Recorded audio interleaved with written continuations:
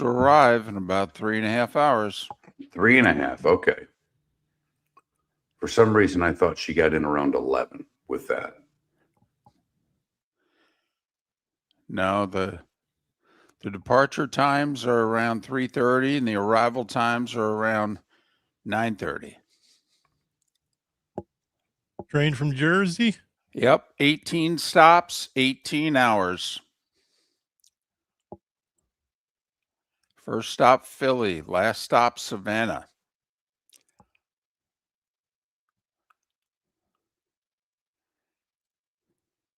There is I mean, obviously there are a lot of trains in this country, but there's a West Coast thing that I've seen that's apparently a little nicer train, and it's all, you see a lot of the country doing this like West Coast thing. Whenever I'm looking at different, silly vacations and what have you, right. That's something that pops up.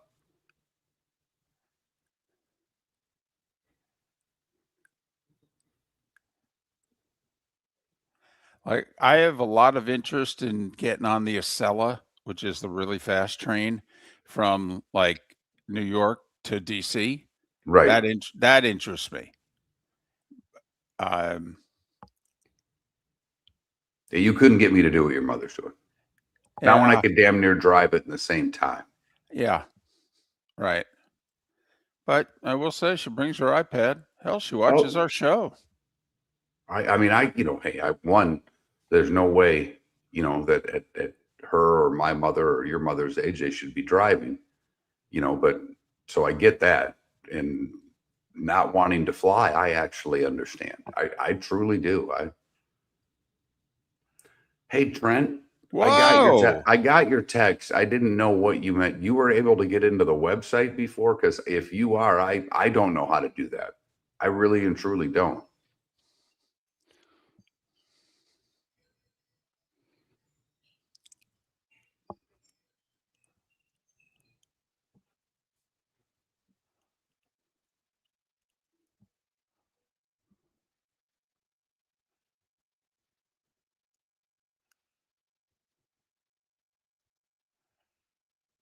I believe it's the Florida Sports Network.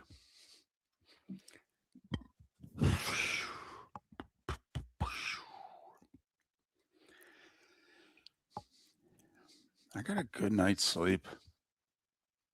Man, the little things. Kristen's covered, Paula. Let's get to what's important.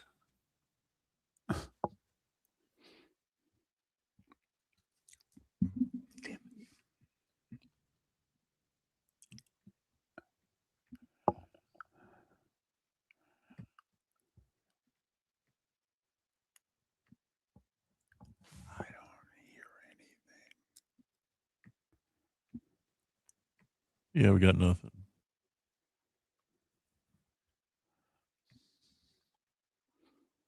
Top of the morning to you on this mock draft Thursday. That's right. We're going to do one of those as well. You'll have to wait about an hour. That's it. Hope your week's going well. You got over the hump. Let's go from here. How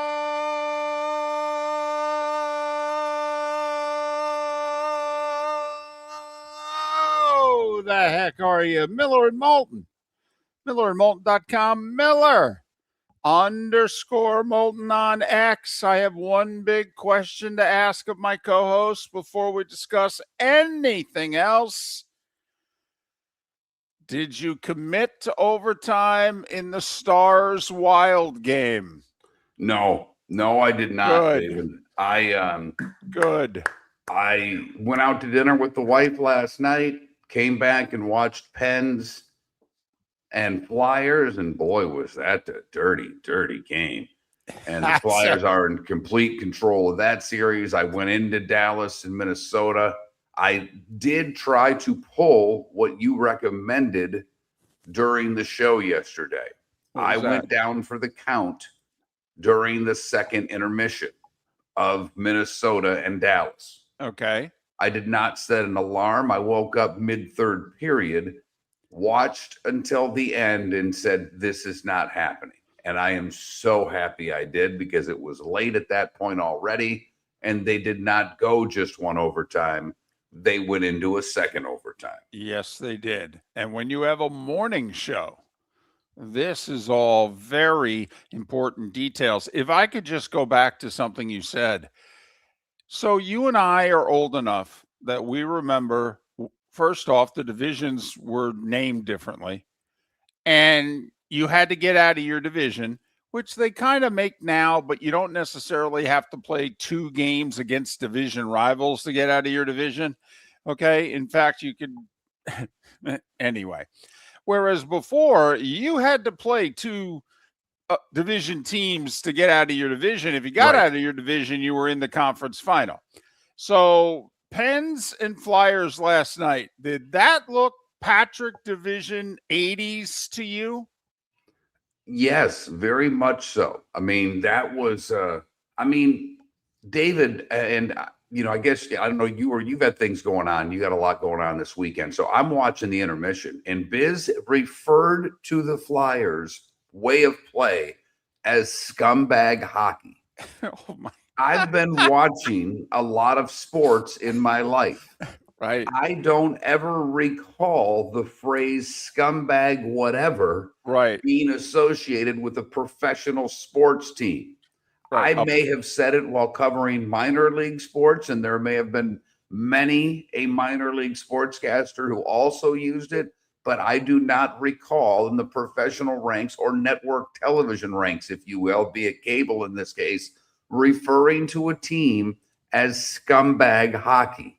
Mark, a person, maybe, but I have never heard of a group, of an entity, an organization, a team, etc., referred that way before. Did anybody on set ask him to explain further? No. And they came back from break. He went first, and they showed the Flyers' goal on the power play to tie it. And it escapes me who scored, but at that point, there's like 47 guys in the box. Yes.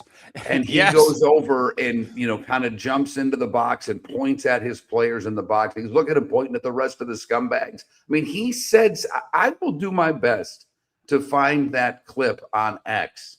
If I can find it by the starting 5, we will use it in the description of the game. Okay.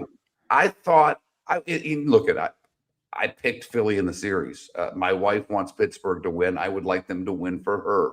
If her team's involved, the likelihood of her sitting next to me on the couch during a sporting event increases by 100%. And believe it or not, I actually like that.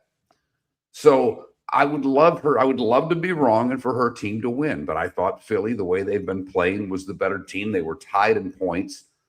Pittsburgh had the tiebreaker by regulation wins. And they're an old team. Pittsburgh's young. They're hungry. But they were dirty. The calls, I was fascinated that a guy can come in, throw an elbow, kick at another player 5 times, and his team goes on the power play. Well, the kicking, I don't think people, if you're not hockey folk, understand how dangerous kicking with those skates is. Those skates are staggeringly sharp. Okay. And you're not supposed to do anything with your feet in hockey. Anything. And he wasn't kicking at the body. Skate. He wasn't kicking. He was slew footing the guy. It's a dirty, dirty, dirty play. Right. But the guy was, kind of half hanging onto the net, wasn't exactly looking down and paying attention. I'm just like, oh, man. I mean, even Boucher, I think, one of the analysts said, oh, that's dangerous. Maybe it was Eddie Olczyk, but one of them said, oh, that's dangerous right there. You can't be doing that. But, yeah, it was old-time hockey. Okay. In fact, I'll be honest, the Broad Street Bullies watched last night's game and said, that's how we used to do it right there. That's how you play hockey. You're down 1-0. The other team's dominated, and you got to change things up. Well, how are you going to change things up? We're going to create some. They were the Allstate commercial, weren't they? Well, what's that guy said? Is trying to create. What are you trying to create? Bedlam? The wires aren't crossing what's right now. what's the Mayhem. word? There you go. Mayhem. Mayhem. Right. Sorry, took me a Yeah. second. I think that I think that's what Rick Tocchet did in between the first and second period. He showed him an Allstate commercial. He said, "That's what we need to do out there." Quick sidebar. It is interesting that between the Allstate commercial and the Liberty Mutual their two Yeah. spokespeople were both on a prison show called Oz for many years. I've always found that fascinating because if you watched the show, and in fact, the first time I saw Oz on HBO, I thought it was a prison documentary. I didn't think it was a television show because they showed things we'd never really seen on television before. So Yep. sorry, had to go there. I just since you went mayhem, that's what went in my head. Mark, the folks who did the documentary Scared Straight watched Oz and said, "Damn, wow." Little jelly or jam, you know. So the draft tonight, there is hockey tonight. There's hoops tonight. Whoa. Just slow down. Slow down. The draft is tonight.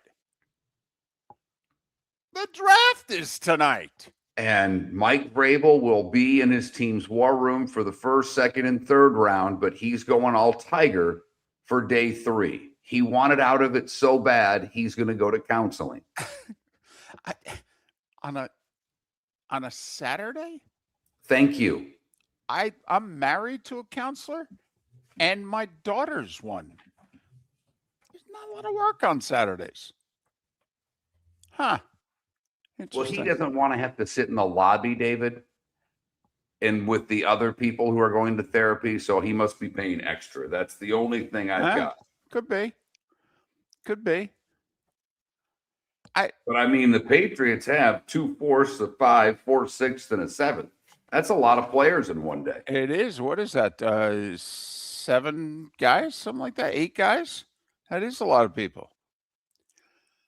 Yeah, Who's he going to counseling for? His wife, the team? I mean, because it's not for him. I'm not being. I don't care what anybody says. Is this a PR move? Did the team force this? Yeah, I don't. Because if his wife forced it, wouldn't she have already done so? I mean, did the presser that he did not go well enough that he needed to go to therapy? I'm confused, David. I mean, of all the things you have to go to therapy for, infidelity? How about if you just stop? No? I don't know. Doesn't this open up the fact that apparently he's a habitual cheater? Right. This gives me more questions than it does answers. Totally. When you come back, I got to ask the question, and I go, "What'd you go to therapy for?"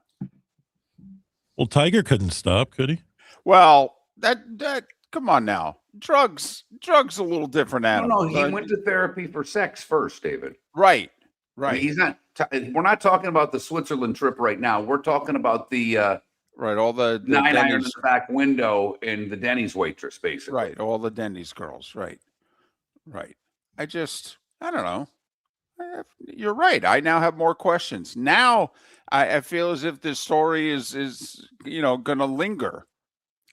Where I thought it was done yesterday. I got to be honest.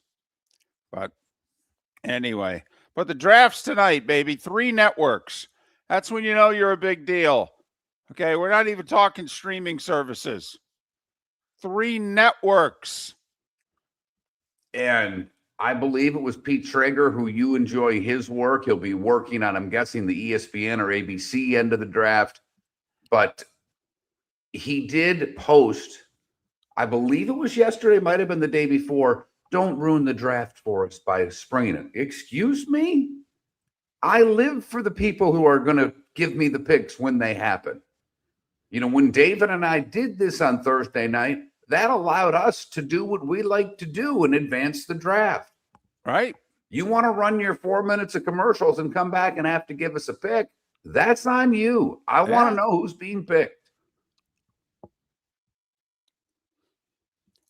But now that there's a lot more collusion, heck, ESPN owns NFL Network now. So, and the NFL doesn't want the picks leaked. So I don't know how many people are actually possible to leak them anymore. There's always someone. There's always someone. It's just a matter of finding that person.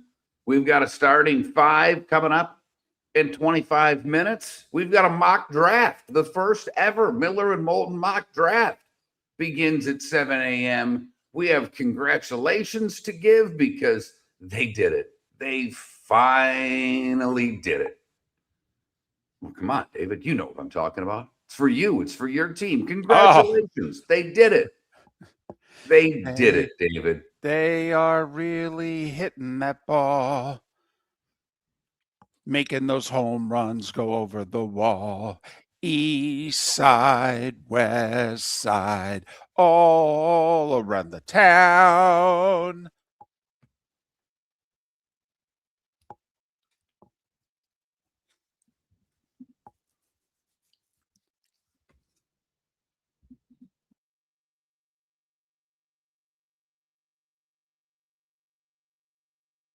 Pelican Roofing of Florida, Ronnie John and their team bring years of experience to protect what matters most, your family and your business. From residential repairs to large-scale commercial roofing, we deliver honest work, fair pricing, and quality you can trust. An upgrade on your roof can lower your insurance costs. Don't wait for a leak to turn into a disaster. Call the experts at Pelican Roofing today. 1-866-9-PELICAN. That's 1-866-9-PELICAN. Online at pelicanroofingcompany.com. CCC 1332512.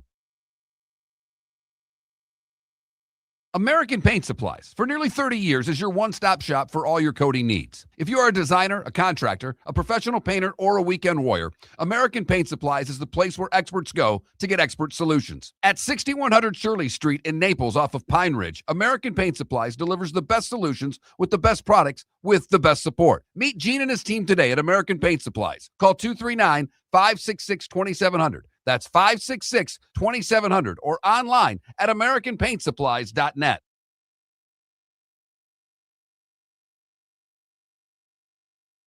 Gentlemen, as your wife mentioned getting new flooring, but you don't want to go through the hassle, well, go see the Floor Meisters in Naples next to Costco. They understand your time and money are important, so they'll make it as painless as possible. With a huge in-stock selection of carpet and Cortec, they can get you the floor your wife's been asking for. They carry wood, vinyl, carpet, and tile. If you do it yourself, no problem. They can handle that as well. So go see TJ at the Floor Meisters and tell them, just keeping it real. This is Miller and Moulton.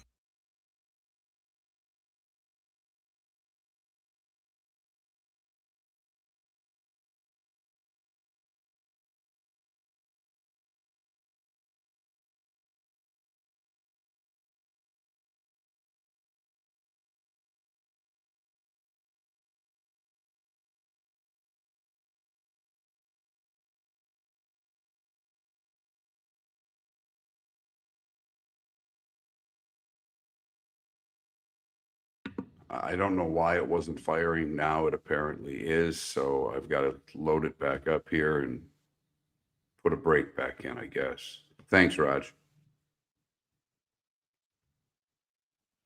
No problem. Got your back if you need it. Yeah, let's get this up again. Son of a biscuit.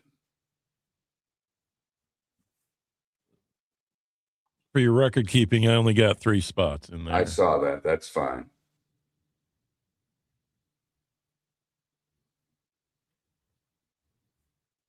All right.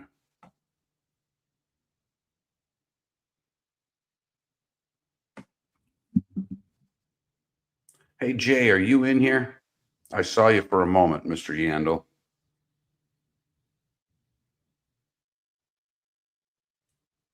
Can you email me? If I have Trent load our picks up one by one, is there a way to put them on the website? Do we still have access? Is that something that can be done? And if so, email me login information. I'll forward it to Trent. If that's even a possibility. If not, that's fine too. What in the absolute hell?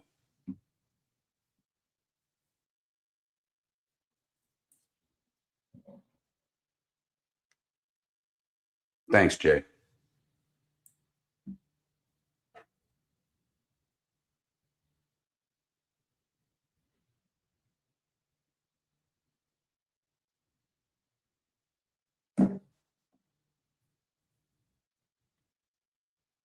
I have no idea what the hell happened there. But you know what I did, David? You're not going to believe this, how I got it to work. Turned it off, turned it on. You got it. Always the answer. It has been engineering 101 since the 80s. Probably before then, Miller and Moulton just don't have any experience with it before then. Golly. Well, there wasn't computers before then. We were still using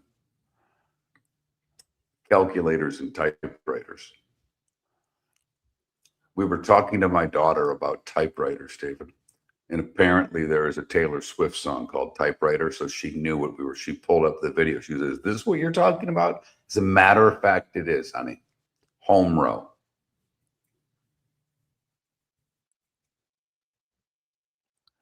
Shimko, I agree with you completely.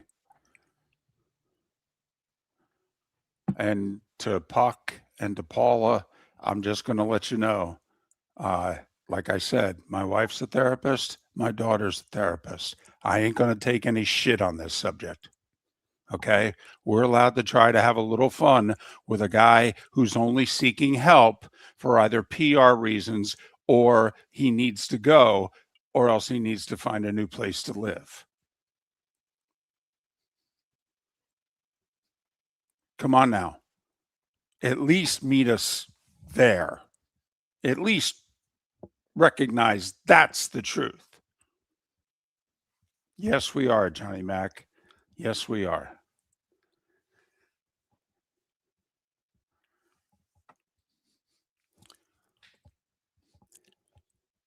Sorry that you don't think it's funny, Puck. I think it's hilarious. Yeah, Puck, you don't think most of what we do is worth a shit.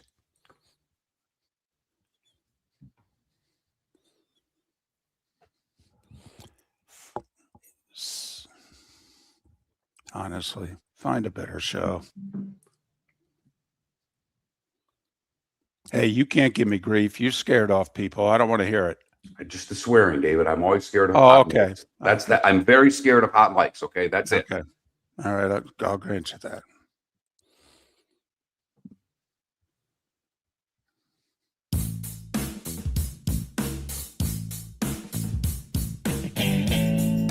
Welcome back to Miller and Moulton. Text the guys what's in your mind at 21,000. That's 21000. And now, here's David Moulton.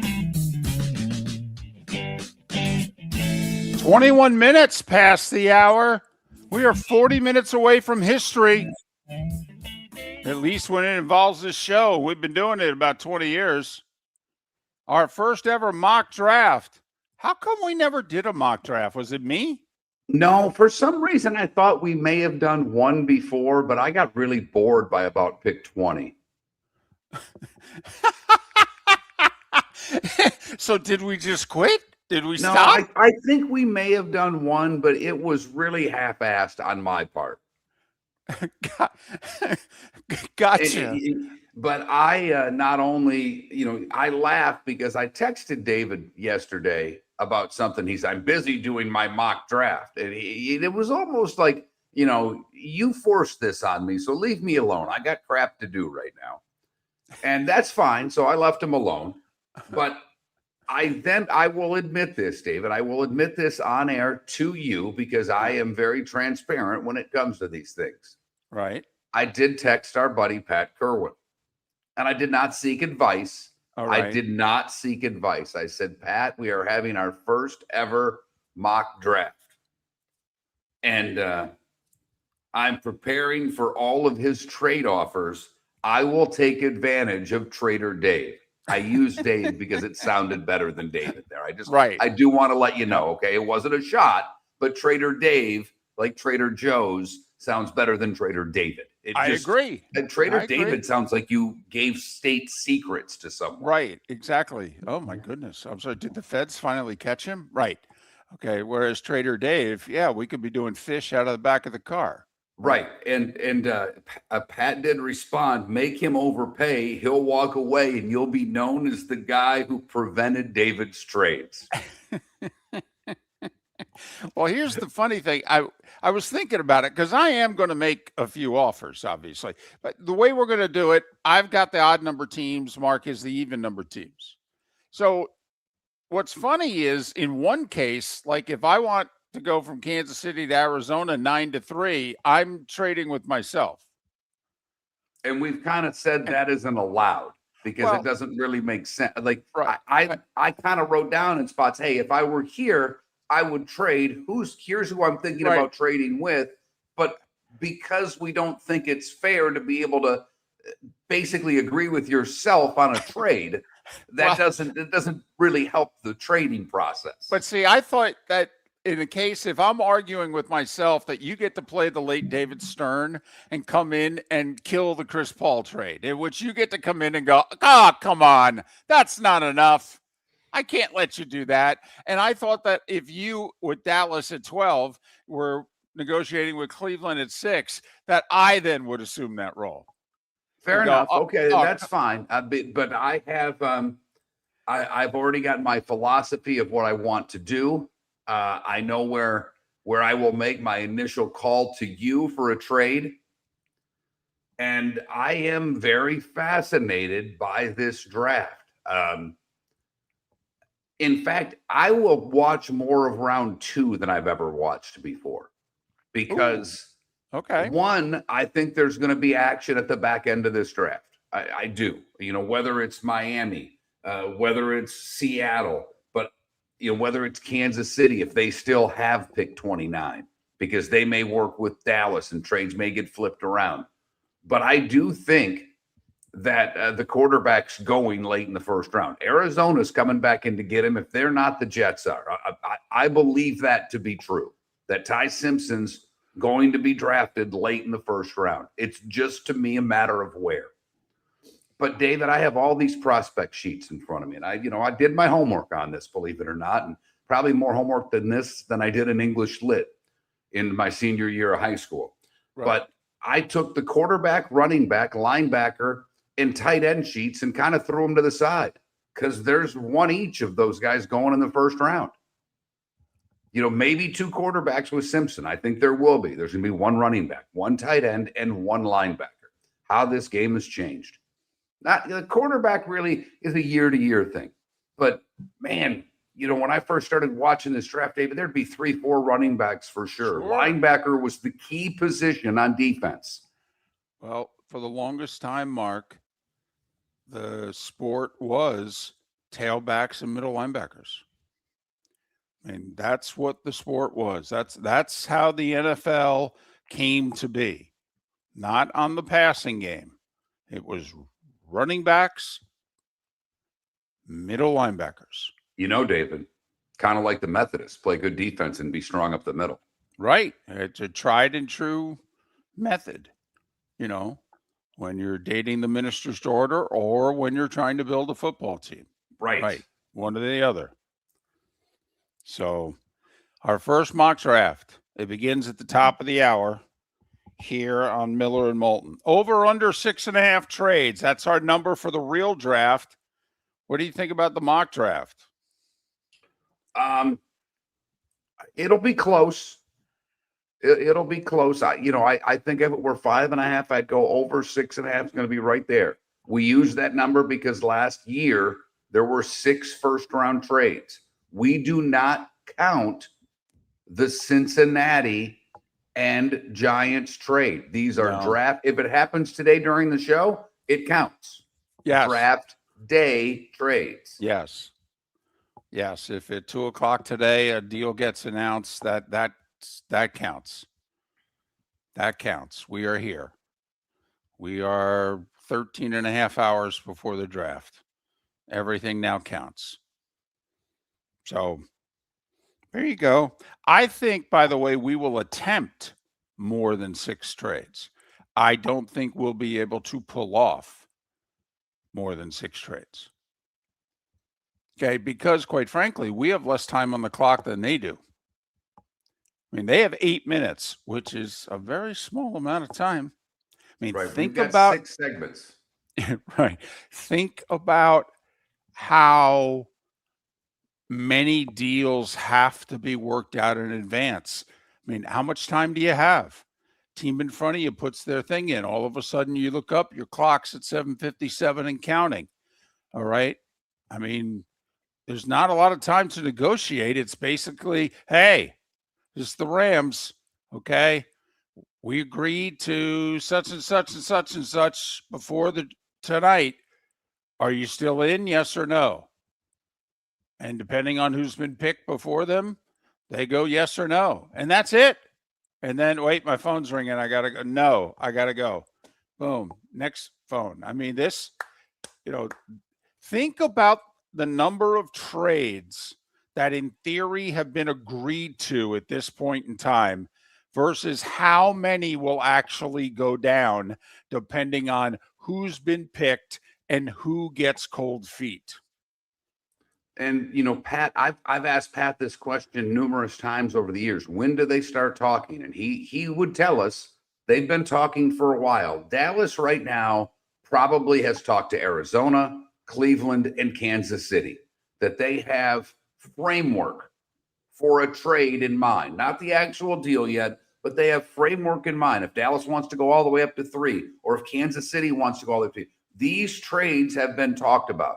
And to me, the Arizona thing is, do they want Bailey? I mean, that's really, if they want Bailey and the Jets take Bailey, then Arizona's like, well, we can get a really good tackle at 9. Kansas City, here's our offer back to what you said. And then Arizona may hang up the phone and say, give me 2 minutes, and call Dallas and say, what are you willing to give up to come to 3? And so the framework's been worked out, but obviously the trades have not. Jay Glazer did an interview yesterday, and somebody threw it in underhanded and said, tell me the wildest thing you've heard. He said, oh, no, I got one. It's going down. I can't say a word till they're on the clock. And the, interviewer was like, really? He goes, oh, yeah, big, maybe even blockbuster. And it's going down, but I can't talk about it. Well, we thought the draft started at 4. It looks very much like it's starting at 3. I mean, Arizona has been rumored to take Love. They've been rumored to take an edge guy. They've been rumored to take a tackle. All depends on what the Jets do. Starting 5 next. The Cape Coral Police Department is growing, and they want you to be a part of it. They're hiring new officers. Starting pay is between $74,000 and $90,000, depending on your experience. And with a $10,000 hiring bonus, you could be making $100,000.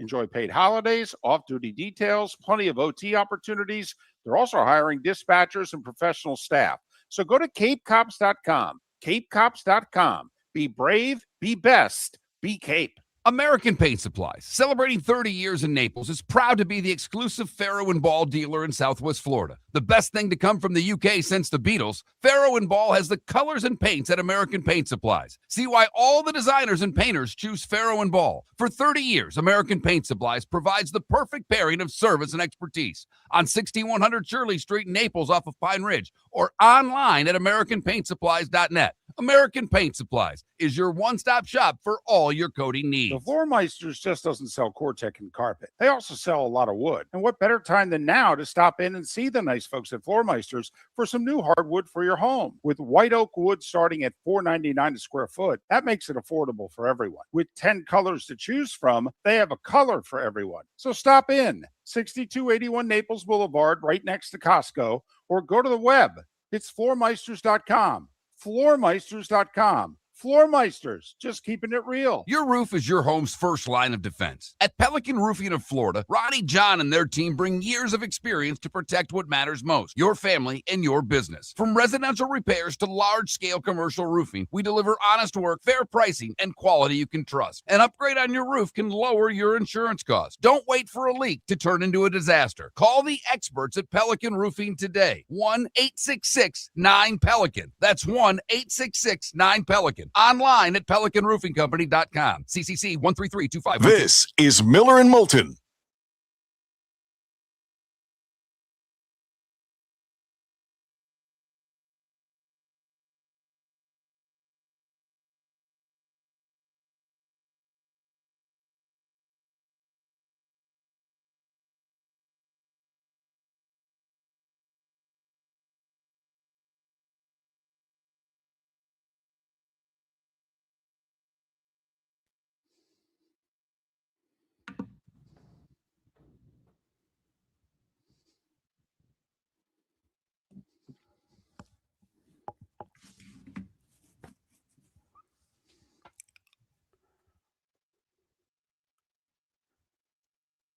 Yeah, Amby, and I wouldn't hold my breath tomorrow on trading up.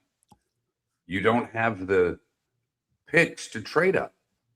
You have a second, 2 fourths, 2 fifths, and 3 sevenths. You're not moving up 13, 14 spots without giving away draft stuff from next year. And at some point, you got to hold on to draft picks. So I don't know how you can make a move like that.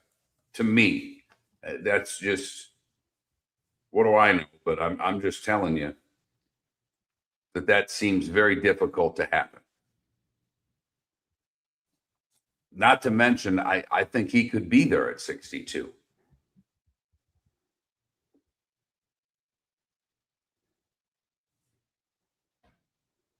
But you're not moving up 14 spots without a third round pick.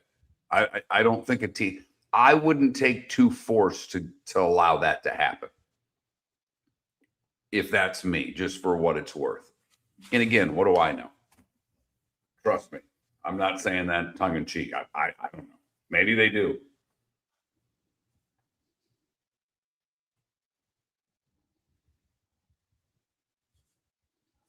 But you've got no third round pick. So that to me makes it very difficult to move up 13 spots.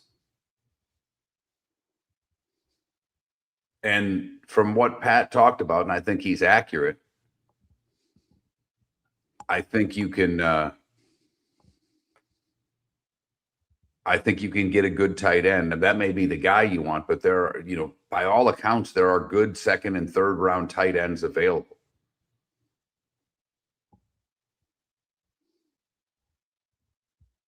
So I think you're kind of stuck in your spot.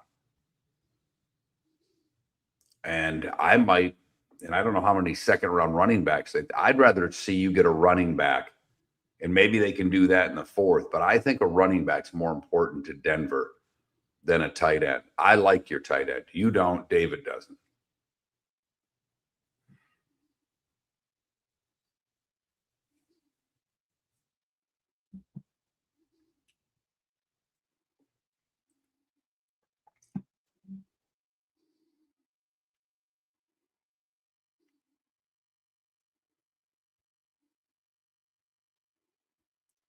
Adam, I don't know what scares me most about you. The fact that you believe in Bigfoot, that you love WrestleMania, or that you have a love affair with Gardner Minshew that makes men blush. I mean, Or call the authorities. It's right on the edge.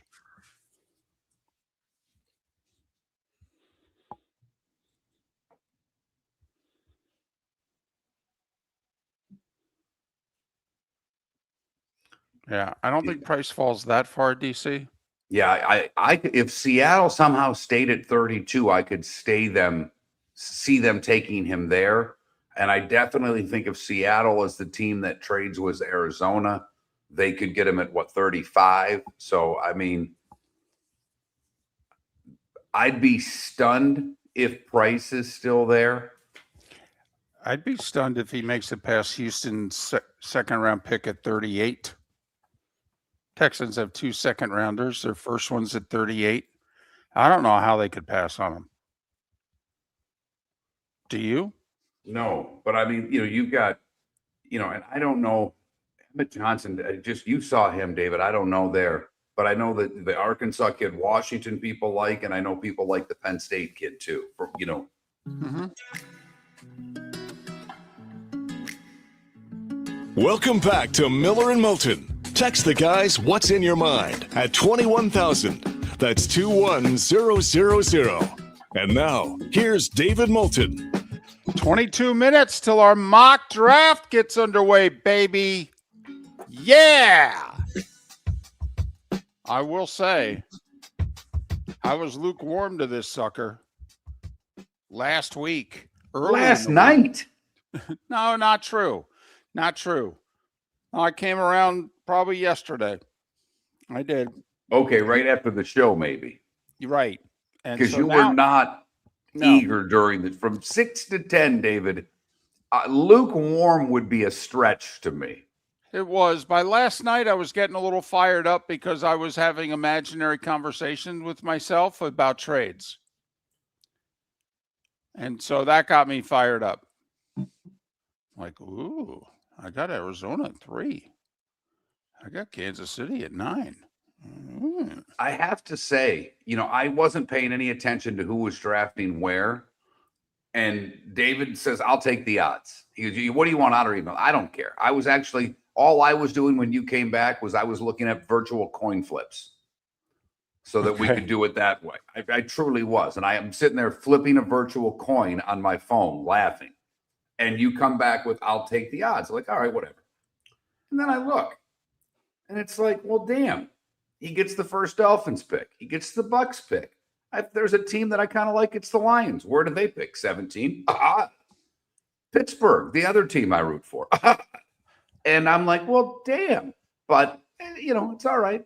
I will say, I'll be a nice guy in this. I mean, if you want to raise your hand and, go, hey, is there any way I could make this pick? No, I did not prepare for any odd teams. I'm not being a jerk. I literally, my notes are about the teams I'm drafting for. That's what I worked on yesterday. Oh, okay. Now I have notes like if this guy's gone, then we go in this direction. But no. I don't have any of that stuff, to be honest. I just have 1 through 32 and what their needs are. And I've got that too. Who's got second and third round picks and who doesn't. That's about it. So hopefully we can pull this off. Hope it sounds okay. But that's at the top. You know what? You can change the station. Yeah, that's true. The show's free. Okay. So, but that's at the top of the hour. Right now it is time for The Starting Five. 5 big stories you need to know. Here is the Starting Five. Well, number one's obviously the NFL, the draft tonight on not 1, not 2, but 3 networks. ABC, ESPN, NFL Network, 8 o'clock Eastern. See how quickly they put the Raiders on the clock. And quite frankly, it just... Get them off the clock. Yeah, that's the key to me. I'd like the second pick to start by 8:05, and the first pick won't happen until quarter after. I mean, really, do the Raiders have to take all 8 minutes? I mean, come on now. Let's go. Mendoza's not there. He's home with his mom in Miami. Threw out the first pitch at the Marlins game a couple games ago. Yeah. I'd like to have seen a little more oomph on it. Yeah, it was high and outside. It was a toss, not a pitch. Yeah. That's all I'm saying. True. Cowboys, by the way, let it be known that they ain't going to sign George Pickens to a long-term deal. That he's going to have to play this year on his franchise tag. It's a non-exclusive tag. So he'll make $27.3 million. And he'll be unhappy, which is part of the charm of dealing with a diva wide receiver, even if on that team, he's the diva number 2 wide receiver.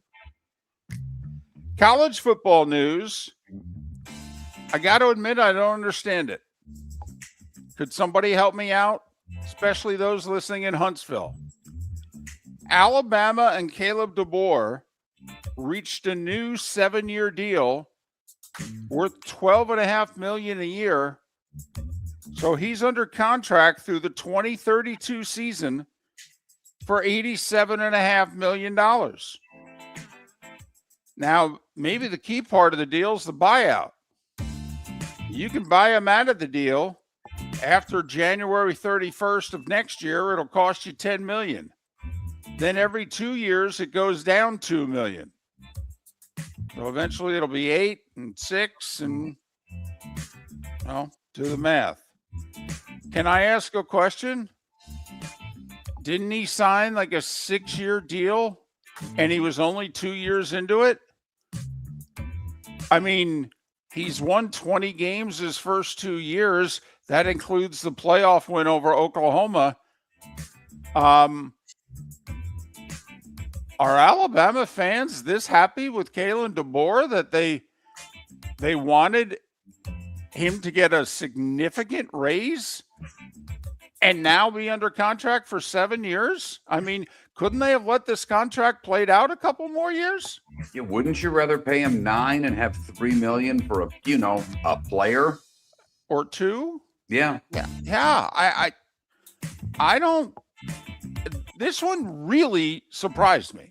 David, Really I didn't read anything about the contract other than it happened. The headline, is it buyout language? That would be my only question. Well, I just said, okay, I don't pay attention to you during your thing, and you don't pay attention to me during mine.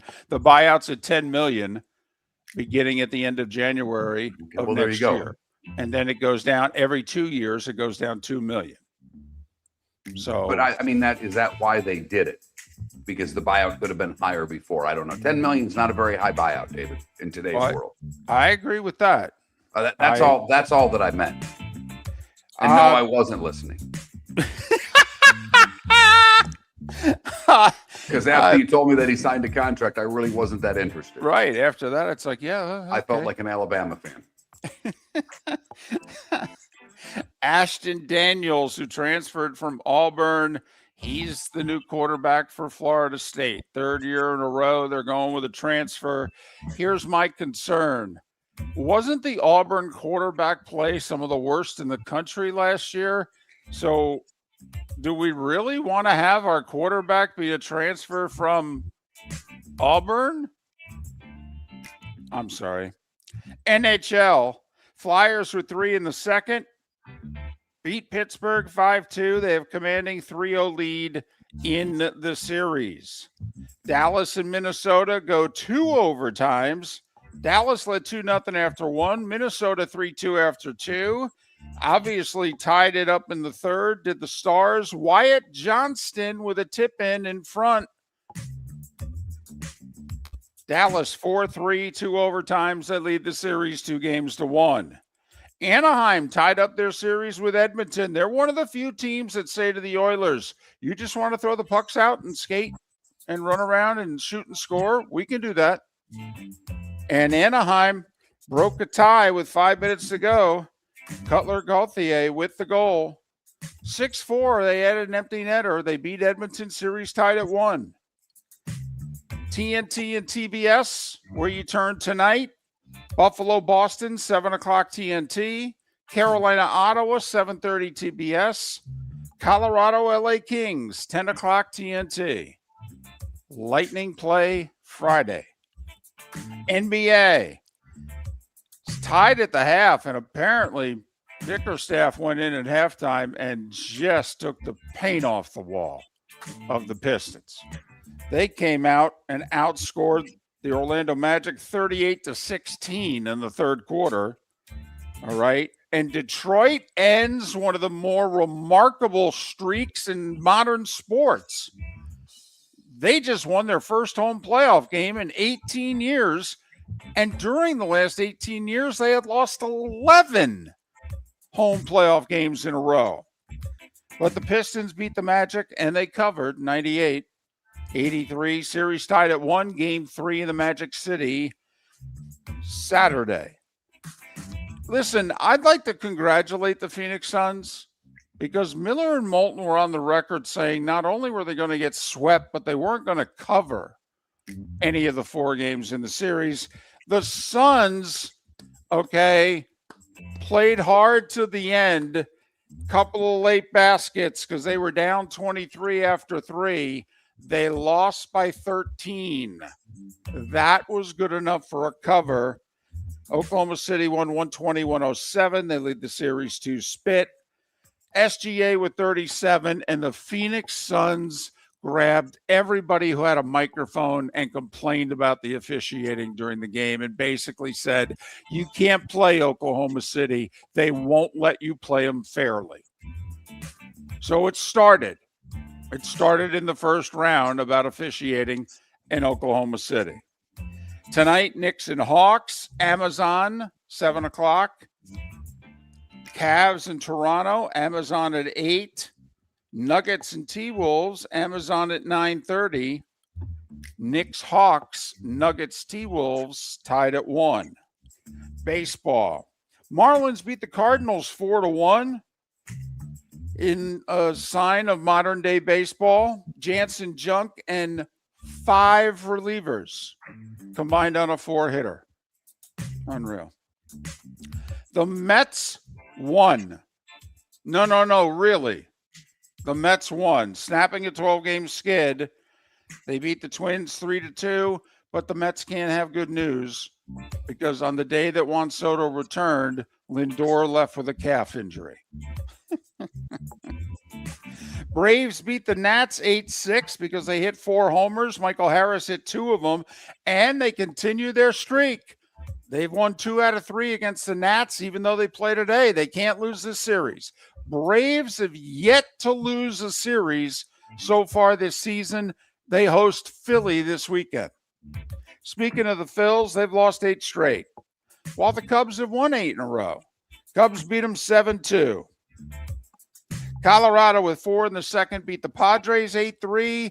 But the Giants beat the Dodgers, who have lost 4 of 5, 3-0. Ohtani threw 6 shutout innings. They scored the 3 runs on a Patrick Bailey 3-run homer in the 7th, not against Ohtani. He did hit last night. I thought they just got done telling us that he wasn't going to hit when he pitched. He went 0 for 4 as the DH. Anyway. He didn't like the criticism. Right. Well, we called him a slacker. Rays beat the Reds 6-1. Nick Martinez with 8 innings of 1-run ball. And Junior Caminero with a homer and 2 RBIs. Yankees beat Boston 4-1. Max Fried, 8 shutout innings. Rosario with a homer and 4 RBIs. He was all the offense for the Yanks. Orioles 8-6 over the Royals because they scored 6 in the 6th. Mike Trout homered. Angels with 4 in the 7th. LA beat Toronto 7-3. Mark, I didn't realize this. Spencer Torkelson went a month without hitting a home run until yesterday? He barely had a hit. My goodness. He homered, and the Tigers beat the Brewers 5-2. Houston shut out Cleveland 2-0. Seattle scored 1 in the 9th and beat the A's 5-4. The Big Dumpers homered in 3 straight games. Pittsburgh 8-4 over Texas thanks to a 4-run 9th. Did you see O'Neal Cruz's home run in the 9th, the 3-run shot? He hit the very top of the foul pole. The very top. That's a bomb. Arizona beat the White Sox 11-7, but the story is that rookie Murakami did it again. He's homered in 5 straight games. Didn't he homer in 4 straight games to start the season? I don't know. I mean, he's 26, so it's hard with the whole rookie thing, but he is a rookie in Major League Baseball, right? Not in pro baseball. One other baseball note, Kansas City, the Royals are partnering with Hallmark. Yes, the cards, the channel, that Hallmark. On a $3 billion downtown project, the stadium's almost 2/3 of it. They're going to break ground next year. The Royals are tied to Kauffman Stadium through 2031. They hope to have the new downtown project completed by then. PGA Tours in New Orleans for the team event, the Zurich Championship. The defending champs are Andrew Novak and Ben Griffin. And at 8 minutes before the hour, that was the starting five. 5 big stories you need to know here on Miller and Moulton.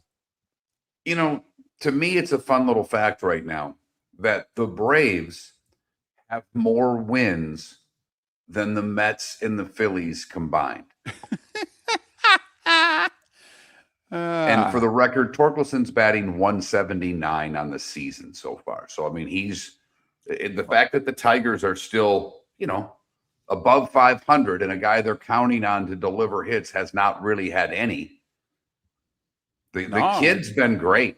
The kid's hitting the ball. His on-base percentage is terrific. I mean, the kid's got a really good eye. So he's done his job. Baez doing his job. Green's doing his job. But for what it's worth, Torkelson is not on that team. And the Rays off to a good start. The Marlins off to a good start. Better than expected, I think. I mean, I know they're not 500, but they're a game under. And if the Marlins play that kind of bait, can stay around 500, they're going to be in the wild card race come August 1st. Nice to see the Rays finally get some pitching because they've been scoring runs. They scored another 6 last night. Yeah, sorry, David. The buttons are they're just firing.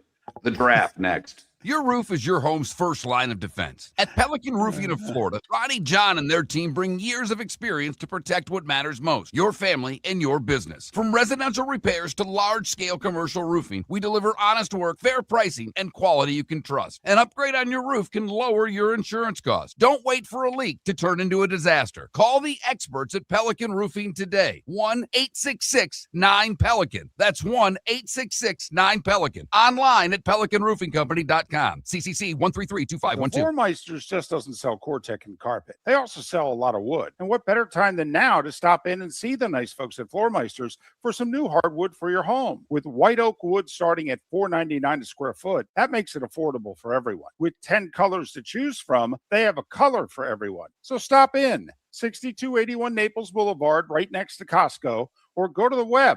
It's floormeisters.com.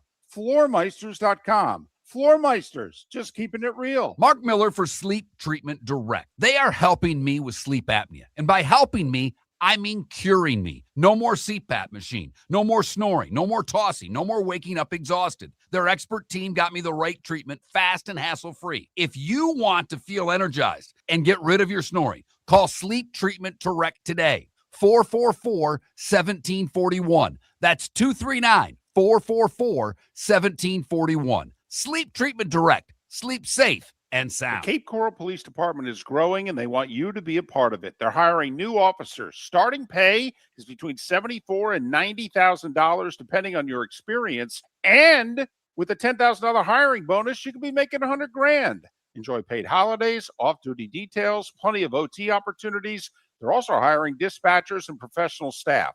So go to capecops.com. Capecops.com. Be brave, be best. Be Cape. American Paint Supplies is your one-stop shop for all your coating needs and has been for 30 years. American Paint Supplies is also your #1 Festool dealer in Southwest Florida. If you are a builder, cabinet maker, painter, or power tool enthusiast, Festool craftsmanship can be found at American Paint Supplies. Celebrating 30 years of service, and Festool is celebrating 100 years of excellence. Come to American Paint Supply for a perfect pairing of service and expertise on 6100 Shirley Street, Naples, off of Pine Ridge, or online at AmericanPaintSupplies.net. If you're a business who targets men, please know there is no better and more economical way to reach your target audience than us at Miller and Moulton. So let us help you make money. You can reach out to Mark at that Mark Miller or me at the David Moulton on X, or text us at 21,000. We have a proven product, a good reputation, and lots of quality segments that we can attach your company's name to. Miller and Moulton, we're like that old pizza box. You've had the rest. Now try the best. Miller and Moulton, millerandmoulton.com. This is Miller and Moulton.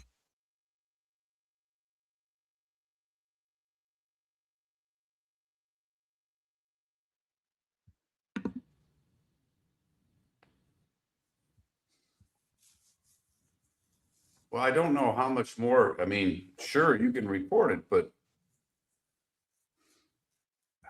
they just have straight picks now on second, third, and fourth.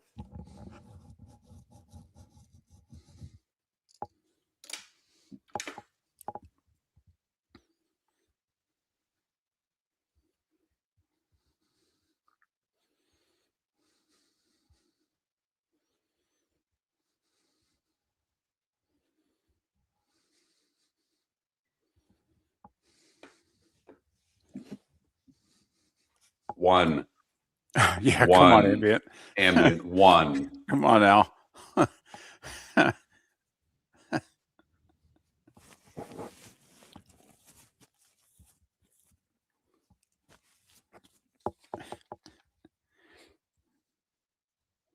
We've said that for years, Johnny O.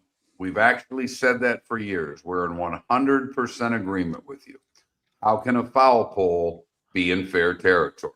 It doesn't make any sense to us. Or it we never has. Right. Or like Never you said, has. got to call it the fair pole. One or the other. Now, I will say, if you've been to a baseball stadium recently, they draw the chalk down the lines and what have you. The pole is in fair territory. No, I've Right. never doubted that, but Right. it's just No. it's incorrect. You know, You're right. Yeah. Why is it offsides in football and offside in hockey?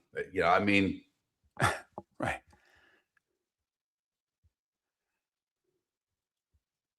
Well, then they're an idiot, Deadstroke. I will say there are a lot of people that think Beck is climbing up and could be a 3rd round pick. There are others that saying the fact that he's a loner and nobody likes him makes him a tough guy to draft. Apparently, he's had great interviews, and that teams have dug down on all the, hey, Kirby and Georgia and even your girlfriends. And apparently he's given, he's laid his life out for a lot of NFL teams. He is 6'5". Yep. And if he you can look make at the quarterbacks, he's one of the only ones that's got the measurables, He can make all the throws. He's 6'5" and can make all the throws, and he's got enough starts. NFL teams want 30 or more starts. Ness is 6'1". Right. You know what I mean? They're got to go over here. The charts I buried, David, but let me. Simpson 6'1", Nuss 6'1", Drew Allen 6'5", the North Dakota State kid who's ranked 5th 6'2". I've got Beck at 6'4.5", but whatever the case may be.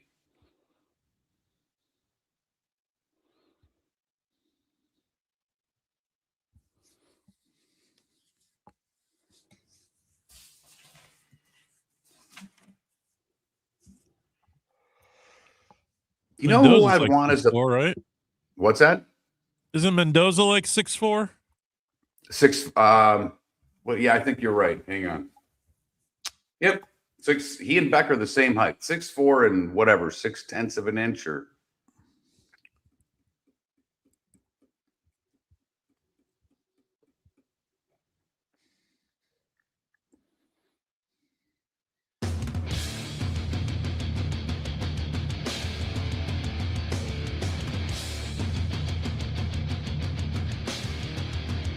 You're listening to Miller and Moulton, coming at you from the Floormeister Studios. Floormeisters, keeping it real.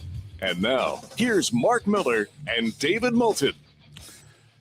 Hour 2 of Miller and Moulton on this historic Thursday. It's not just round 1 of the 2026 NFL Draft in 13 hours in Pittsburgh later tonight. In our 20 years of doing this show, we have never, ever done a mock draft before. Now, we've done special draft shows the night of the draft, live, off-site, online, you name it. All right. We've done fan mock drafts. I did them. We have not. Right. We have not. I did them. Okay. We used to do a media mock draft the day before the draft, in which we lined up all the beat writers and they participated and filled in the picks for the teams. They were good sports about it. Okay. They were on hold. They even heard some of the trade proposals and offered some of their own. But Miller and Moulton will be doing a mock draft beginning right now. And I'm on the clock. Well, I hope it doesn't take this long tonight for Mendoza to get picked. And the music started a minute and a half ago, ladies and gentlemen. And Miller and Moulton are in agreement on that. That's it. Honestly, Vegas should just be running. Goodell should announce the draft is underway. The Las Vegas Raiders are on the clock. He literally should take a step back from the podium and a deep breath, walk back up to the podium and say, the Las Vegas Raiders with the first pick take Fernando Mendoza, quarterback, Indiana. Well, I'm ready to go with the Jets because obviously I knew who was being picked first. I love it. There's talk between Bell and Reese. Everything I've read, every indication is that Bell is the more ready to play guy. He's the more surefire hit. Bailey, rather. I'm sorry. Bell's the receiver that's going to get taken early second round.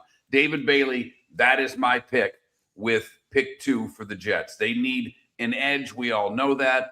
They're going D here. I will take Bailey, the Texas Tech edge. All right. Which louses up a planned trade that I was going to offer.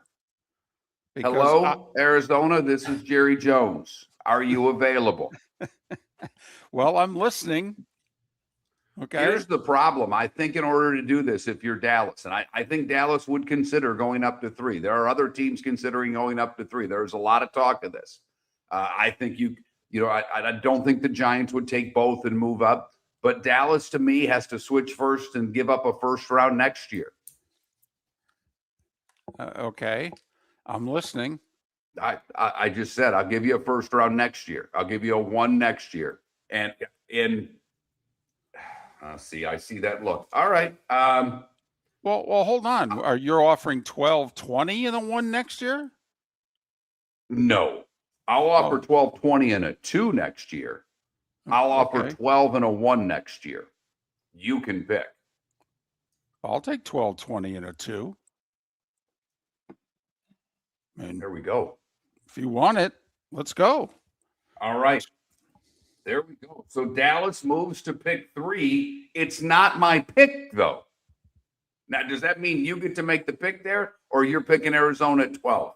No. You made the trade. I got to let you make the pick. You obviously have something in mind. In all fairness, you should have the pick.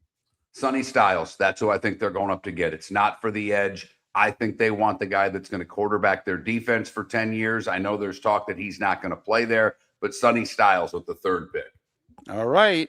So the Cowboys give up their 2 first rounders, 12 and 20, and a second rounder next year to move up 9 spots and take Sonny Styles, linebacker, Ohio State. Arizona now will have picks 12 and 20 in the first round of this year's draft. And the funny thing is, Mark then gets to make both picks. And he didn't do any prep work on the Arizona Cardinals because he admitted he didn't do any prep work on the odd number teams. That's all right. I did enough because Arizona needs a lot. They need a running back. They need an edge. They need a tackle. They need players. And I think they can get a really good tackle at 12. All right. I will say now with Tennessee there at 4, I guess, does that mean I'm going back to back, David? Yeah. All right. With Tennessee, if that happens, they're going to take the edge rusher, Reese. Wow. Arvell Reese of Ohio State goes number 4 to Tennessee, and they pass on Jeremiah Love. I just want you to say it out loud. I'm passing on Jeremiah Love. I can get a running back later in this draft. With the 5th pick of the 2026 NFL draft, the New York Giants take Jeremiah Love, running back, Notre Dame. He's the best player in the draft. Done. All right. Now, the fact that Cleveland is here and wanted to trade with Dallas, I don't know in the Hunt family over there if you're going to pick up the phone and call me to try to move up and get someone from 9. But I'm thinking about it, but I don't know if I have to. I've got a guy in mind. In fact, I got 2 in mind, and I definitely think one of them will fall to 9. So if I'm Kansas City, you know what? I'm going to hold on to 9 and 29 and my other picks as well because I got a lot of needs. So I'm going to gamble a little bit here. I don't think I need to move up. Well, if that's the case, I wouldn't take the left tackle here if I were Cleveland. I don't think he's worthy of the 6th pick.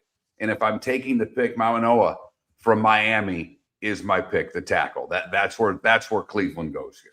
All right. First offensive lineman off the board. All right.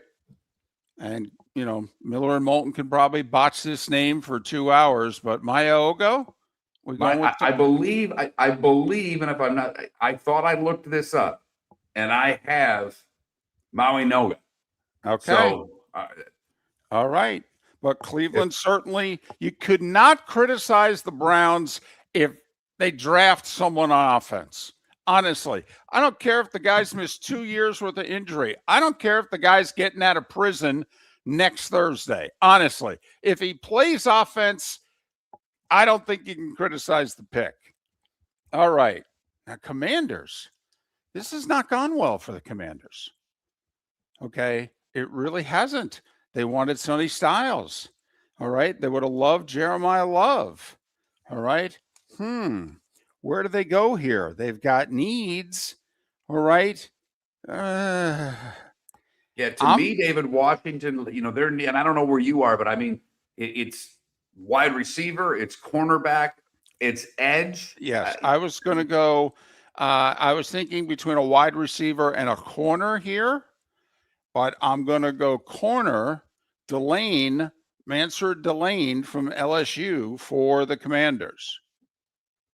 And it's so funny because when I look at New Orleans, I think that they may have wanted Delane here, but I look at them really with similar needs to what Washington had. And I think they would have also liked Styles because they could use a linebacker, they could use a receiver, but they could use an edge as well. And I just have a feeling, David, I'm going to ruin part of your day for Kansas City because New Orleans likes attitude. New Orleans likes people, particularly on defense, that can just flat out play. This is the spot where I thought he could go. It's a little bit higher than most people thought, but this is where Reuben Bain Jr. is going to be selected. Well, there's no doubt that that's who I thought would fall to me at 9, Reuben Bain. All right. And I know there's a lot of people associating a receiver with New Orleans, and I think they can get a receiver. New Orleans has, I believe they've got their 2nd round picks. So, New Orleans can get a quality receiver. Yeah, they're at 42. So I think they're fine getting a receiver in the 2nd round. So I'm going to take the edge here, and I'm going to take Bain. Well, and now I'm kicking myself for not moving from 9 to 6 because I wrote down as my priorities for the Chiefs. I wrote down corner first. Yep. Well, Washington took the number 1 corner in my estimation, Delane. And I wrote down edge as probably the number 3 need. The Chiefs, I think, were tied for 23rd in sacks last year with just 35. And Chris Jones was their leader at 7. And how much gas do we think is left in that tank? So now I've got wide receiver. Unless anybody wants to trade up to 9. Crickets you're hearing in your phone, David. Yep. No one's calling. No, I know. So Mekhi Lemon or Carnell Tate, which one are we going with here? Well, it's your pick. No, I understand, but I'm just talking out loud because the listener also, who would you choose here? If you're the Chiefs, you're on the clock and you're thinking receiver, you're going to go Lemon from USC or Tate from Ohio State. Yeah, it's tough to go against an Ohio State wide receiver. I'm going to go Carnell Tate at 9 as a fallback choice for the Chiefs. It's funny. If I were in your spot there, David, I think I would have gone tackle. I think I would have probably taken Fano and ruin the Dolphins' day, because I definitely think I think that's a need for them as well.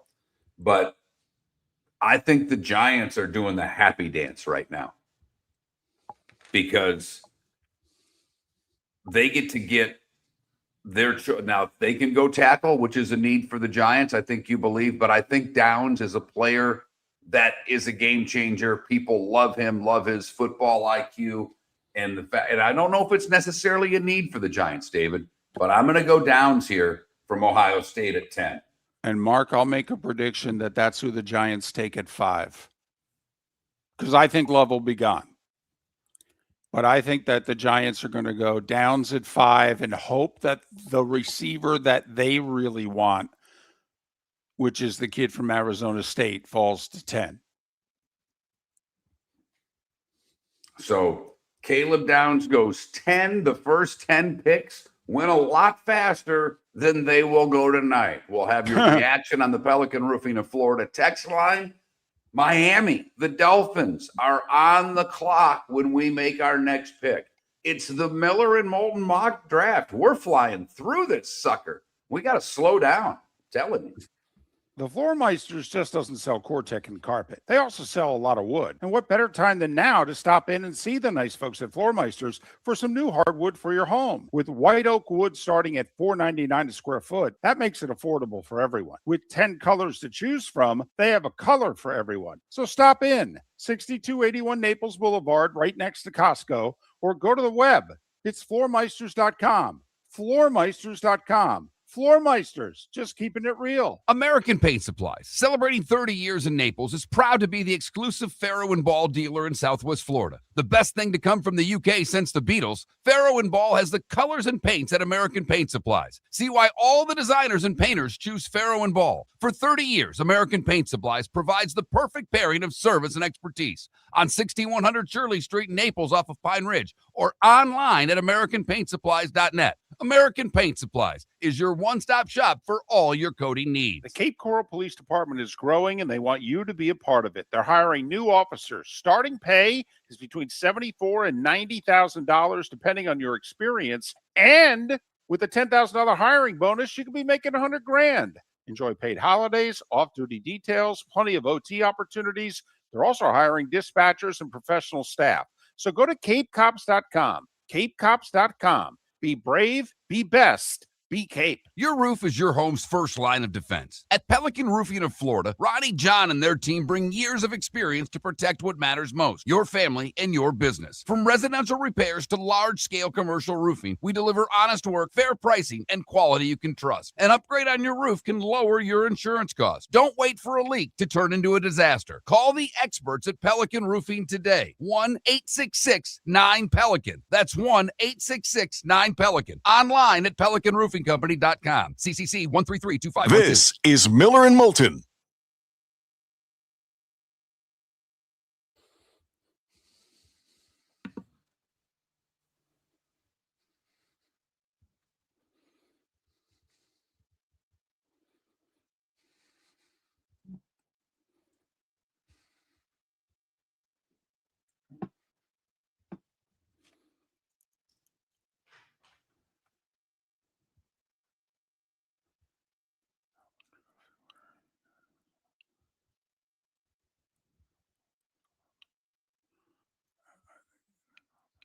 I don't know about you, David, but I think we go through the first 10 here before we start again. Yeah. I'll kind of put a line in the sand so that when we come back for the next break, we can just go through that, not the whole draft, if you know what I mean. Mm-hmm. Plus, also, I'll interject places where I think as general manager, I've messed up.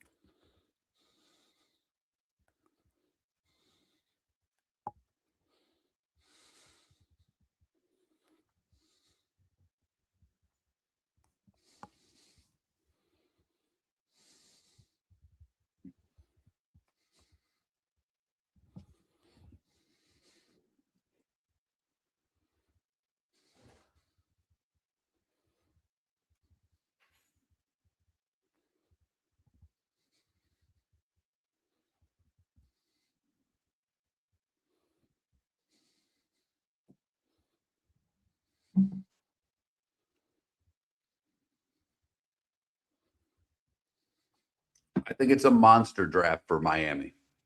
The coach is fine for next year, but the GM's got to be, he's got to be right more often than he's not, Adam. I really think that he's got to, like at 11, and I don't know what David's thinking, but I'm pretty sure I know who he's going to take here. But and that's who they want, by the way. Right. I think our draft has gone very well for the Miami Dolphins. Yes, it has. Now, if somehow, some way they were to take Lemon because they had him, ranked high, I think people would flip out.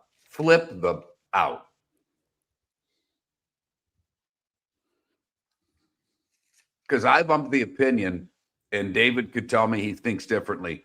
I think Miami can literally take the best player on their board throughout the draft, walk to the podium and say, that's the best player we had rated. Because I don't think a position matters in this draft. I don't. As long as you don't take quarterback and or running back. You went and got your quarterback. You've got a good running back. Is there any other spot where if the Dolphins pick a guy that you're going to really question them? That's the best player we thought on the board. I mean, Miami's got a bunch of picks here. And that's why there's part of me that would, Arizona's only got a pick each round. Now they've got another one in what I'm doing, but I wouldn't give up the one to go one spot.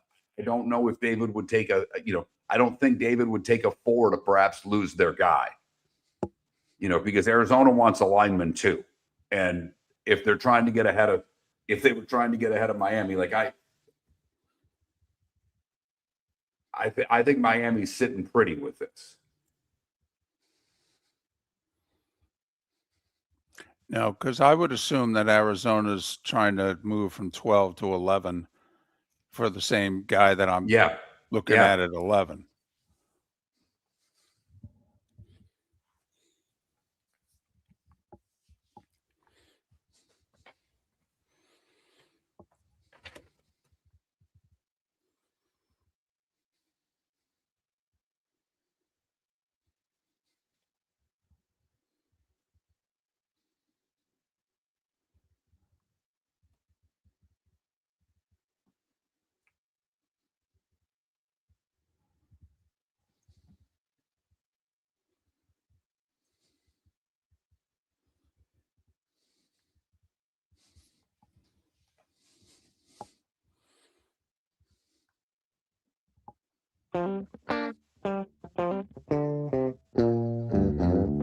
You're listening to Miller and Moulton. And now, here's Mark Miller and David Moulton. 21 minutes past the hour. We rattled off 10 picks in our mock draft in our first segment. Probably because A, we were so excited to do it. B, I got heckled because I took a minute and a half to get the Mendoza pick in. And Mark's like, really? We're going to move this slow? So we rattled them off. All right. Like, deli counter numbers. Depends on the deli. But we had a big trade. Mark. And I was the one that initiated it. Right. And in fact, I passed on 2 trades, which I'll get to in a bit. And I'm wondering if I'm kicking myself once, and I'm wondering if I'm going to end up kicking myself twice. But Mark has the even numbers. And so Dallas at 12 and 20, and he called me when Arizona was on the clock at 3 and said, I'll give up 12, 20 and a second rounder next year to move up to 3. And I went, done. So, Mark ended up picking 2, 3, and 4 because of it. I mean, I can't make the pick after, he made the deal with a guy in mind. But Mendoza goes 1, and the edge from Texas Tech, Bailey, went 2nd. And Mark traded up to 3 for Sonny Styles for the Cowboys. I really think that's who Dallas wants, by the way. And I wonder, you think that the Giants are going to take Downs at 5. There was talk of them taking Styles at 5. And I think if Dallas wants to make sure they get their guy, I think they have to get ahead of the Giants, David. Well, I think the two guys that Dallas is willing to trade up to 3-4 are the edge Bailey from Texas Tech and Sonny Styles. And so when you took Bailey at 2, then I think that made the Cowboys even more urgent to get on the phone with the Cardinals, okay, if we're combining real life with our mock draft, because these are the two guys that I believe the Cowboys really want to come out of this draft with one of these two. And I'm not sure who the Jets are going to take. I've seen both Reese and Bailey associated with the Jets. Everybody we've talked to, everything I've read says that Bailey's more ready to play now. I mean, even Brian Jones we had on yesterday, first time we'd ever had him on. He's like, Bailey's ready to go right now. I like that kid. Okay, you play defense in the league. That says something to me. So Mendoza, Bailey, Styles, Dallas traded up to 3 for Styles. I'm sitting at 5 with the Giants, very intrigued who Mark is going to have Tennessee pick, and he had him take Arvell Reese. And I couldn't get the Jeremiah Love card to the podium fast enough. Couldn't do it. I wanted to move with Kansas City at 6. I did. I felt I could get my offensive lineman at 9. David thought he could get his edge rusher at 9. He hung up on me. I was angry. Well, I really contemplated moving up from 9 to 6. I had 2 players in mind. And Cleveland, I know, is going to take a defensive player. Offensive. Or an offensive player, sorry. So I have 2 defensive players in mind. So the only way this backfires on me, if both defensive players get taken. And I helped wreck my own dream for the Chiefs because I played it straight with the Commanders. I didn't have them take somebody else so that I could set myself up in Kansas City. I had the Commanders take Delane, who I believe is the top corner, from LSU at 7. And sitting in the role of Kansas City at 9, one of the 2 guys I wanted was Delane or Reuben Bain Jr. And I didn't think Mark / the Saints would take him at 8. Mark, who did you take at 8? I took Bain, and I know everybody has the Saints taking a receiver, but I was actually researching the Saints, and there is not a lot of information. That's a team, by all accounts, David, that's playing their cards really close to the vest. People don't know the Saints are a wild card. Are they going to take a receiver? Maybe. They need an edge?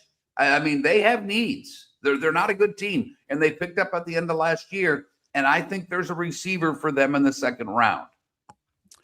So now the Chiefs are on the clock. I have to admit, I'm taking somebody that I don't necessarily want to take. And the Rams at 13, I hold their pick, and they should have been on the phone with the Chiefs offering up, say, a 3rd rounder to move up 4 spots. I don't know if Mark would have approved that trade, because this way the Rams could have gotten the number 1 wide receiver in the draft, whoever they think that is. I probably would have nixed it for this reason. I don't think there's a lot of difference between Lemon and Tate. And if I'm the Rams sitting there, I know I can get one of the 2 guys I'm looking for. Well, we'll see. We shall see. But so you would have nixed the deal just because you didn't like it? Well, no, I wouldn't do. I mean, if I were the Rams, I wouldn't make that trade. I guess, and I don't think that's enough. Okay, well, you can only nix the deal because you think it's not enough. I mean, I hold the rights to the Rams at 13. Okay, I want to make the deal, and I wanted to and didn't. And so now I'm a little anxious with the Rams at 13. But then after Carnell Tate was taken by the Chiefs at 9, Mark picked Caleb Downs, the safety for Ohio State, at 10. And I think that the Giants would be so drunk, happy, if they came out of this first round with Jeremiah Love and Caleb Downs that they may not be able to do the presser. I'm with you. I mean, when you ran up with the card for Love, I might have beaten you running up with the card for Downs. So now, David, I don't know if if you're the Rams there, are you calling Miami? And I don't think Miami's picking up the phone right now. I think the phone's on silent for the Miami Dolphins. Well, I'm not calling Miami because I don't think they're drafting this position that I'm going to likely draft at 13. But I'm wondering if you, now with Arizona at 12, are trying to offer me like a 4th-round pick to flip. And I'm guessing you're trying to flip because you want the same guy that I'm about to draft. 100%. And if I'm Miami, I wouldn't answer the phone, David. I would offer you the 4th all day to move up one spot. And if I'm Miami, I'm saying, I'm nixing the trade for myself. You got to remember, if you're the Dolphins, you got 4 3rd-round picks, and you would have 2 early 4th-round picks. I mean, damn, you'd end up with like you'd end up with what, 8 of the top, like 106 players in this draft. But anyway, I'm the Dolphins. I'm on the clock. And this is the guy I believe the Dolphins want to get tonight. Their new GM has talked about what? Toughness in trenches. Spencer Fano, offensive tackle, Utah, 6'6", 310, Outland Trophy winner, unanimous first team All-American. Lineman from Utah, tough to go wrong there. Spencer Fano to the Dolphins at 11. And this puts Arizona, who ends up getting 2 first-rounders, in a bit of a spot. Because I don't know if Arizona loves someone here enough of what they would have had at 3. In fact, I'm going to take my time on the clock and come back after the break and pick for the Arizona Cardinals. Because if there's a team that you can tease in a mock draft in Florida, it's the Arizona Cardinals. They're next on the clock. The Miller and Moulton mock draft continues after this. American Paint Supplies, celebrating 30 years in Naples, is proud to be the exclusive Farrow & Ball dealer in Southwest Florida. The best thing to come from the UK since the Beatles, Farrow & Ball has the colors and paints at American Paint Supplies. See why all the designers and painters choose Farrow & Ball. For 30 years, American Paint Supplies provides the perfect pairing of service and expertise. On 6100 Shirley Street in Naples off of Pine Ridge, or online at AmericanPaintSupplies.net. American Paint Supplies is your one-stop shop for all your coating needs. The Floormeisters just doesn't sell Cortec and carpet. They also sell a lot of wood. And what better time than now to stop in and see the nice folks at Floormeisters for some new hardwood for your home. With white oak wood starting at $4.99 a square foot, that makes it affordable for everyone. With 10 colors to choose from, they have a color for everyone. So stop in. 6281 Naples Boulevard, right next to Costco, or go to the web. It's floormeisters.com. Floormeisters.com. Floormeisters, just keeping it real. Mark Miller for Sleep Treatment Direct. They are helping me with sleep apnea. And by helping me, I mean curing me. No more CPAP machine. No more snoring. No more tossing. No more waking up exhausted. Their expert team got me the right treatment, fast and hassle-free. If you want to feel energized and get rid of your snoring, call Sleep Treatment Direct today.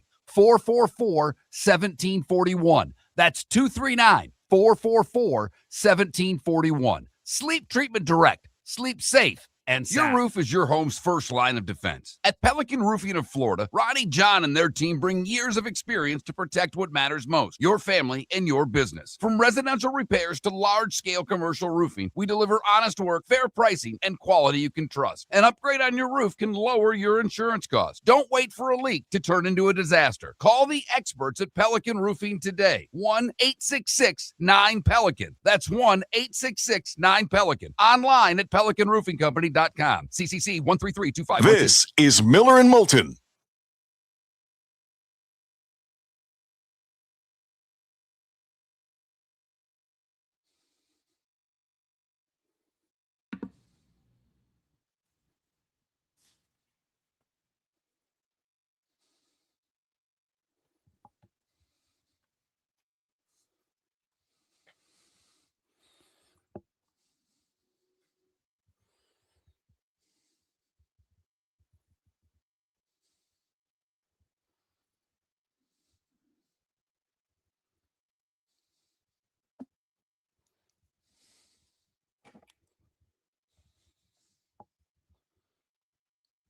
My question to you right now,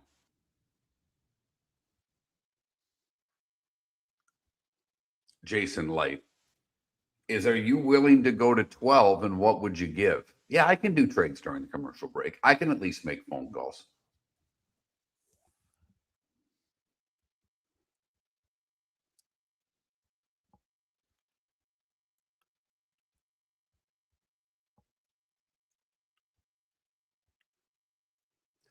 There's no eye contact, so I don't know if he heard the phone ring and he's contemplating it or if he's he didn't hear what I said. I'm working on my own trade offers. I'm sorry, what? I just wondered if Tampa would be calling Arizona right now to go from 15 to 12. Trust me. Trust me. Working it. All right.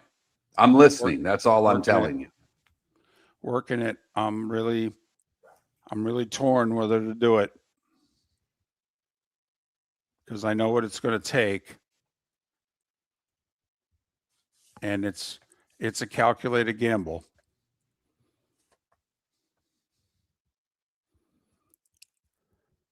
Because I don't think Arizona would, I don't know what the Rams, they wouldn't have to give much to go up a spot. And I think the Rams are pretty comfortable thinking they're going to get their guy now at 13. Yeah, Rams don't have a fourth and a fifth also. Rams go 1, 2, 3, 6, and 3 7s. Right. I don't think Baltimore would move up here because I think there are two guys Baltimore wants, and I think they feel pretty comfortable they're going to get one of the two at 14 right now. But Tampa, on the other hand, Detroit, on the other hand,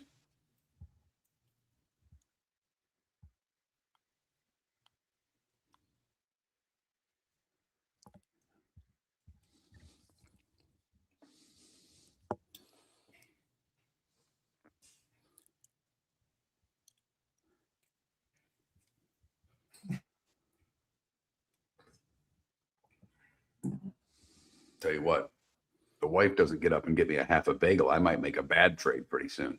And then the big question is, am I getting strawberries or a banana today?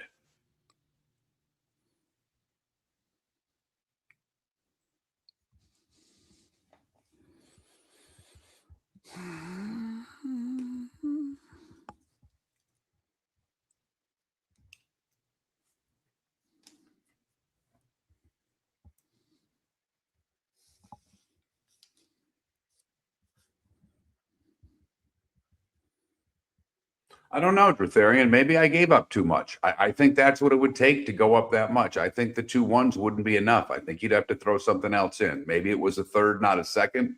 But the fact that they don't have a second this year is what affected them.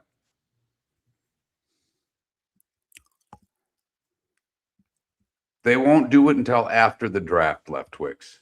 I don't believe they have to. I mean, if they're going to draft an edge, I think they could still use a guy like that. Why not have more? But I just think that you don't have to do it. I can go out to eat. I went out to eat last night. I go out to eat all the time, guys. I know you are. I mean, I appreciate everybody's concern, but I go out to eat all the time. I'm allowed to. And I won't go out to eat in Estero. There's nowhere there. What I really want is Mexican food, and I'm really not allowed to have salsa, and I'm not allowed to have raw onions or cilantro, so I can't go get tacos. I am craving good Mexican food, and I know I could get it with nothing on it and have it at home, but really, do I want to work for my takeout?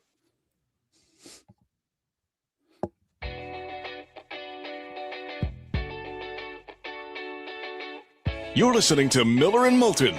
And now, here's Mark Miller and David Moulton.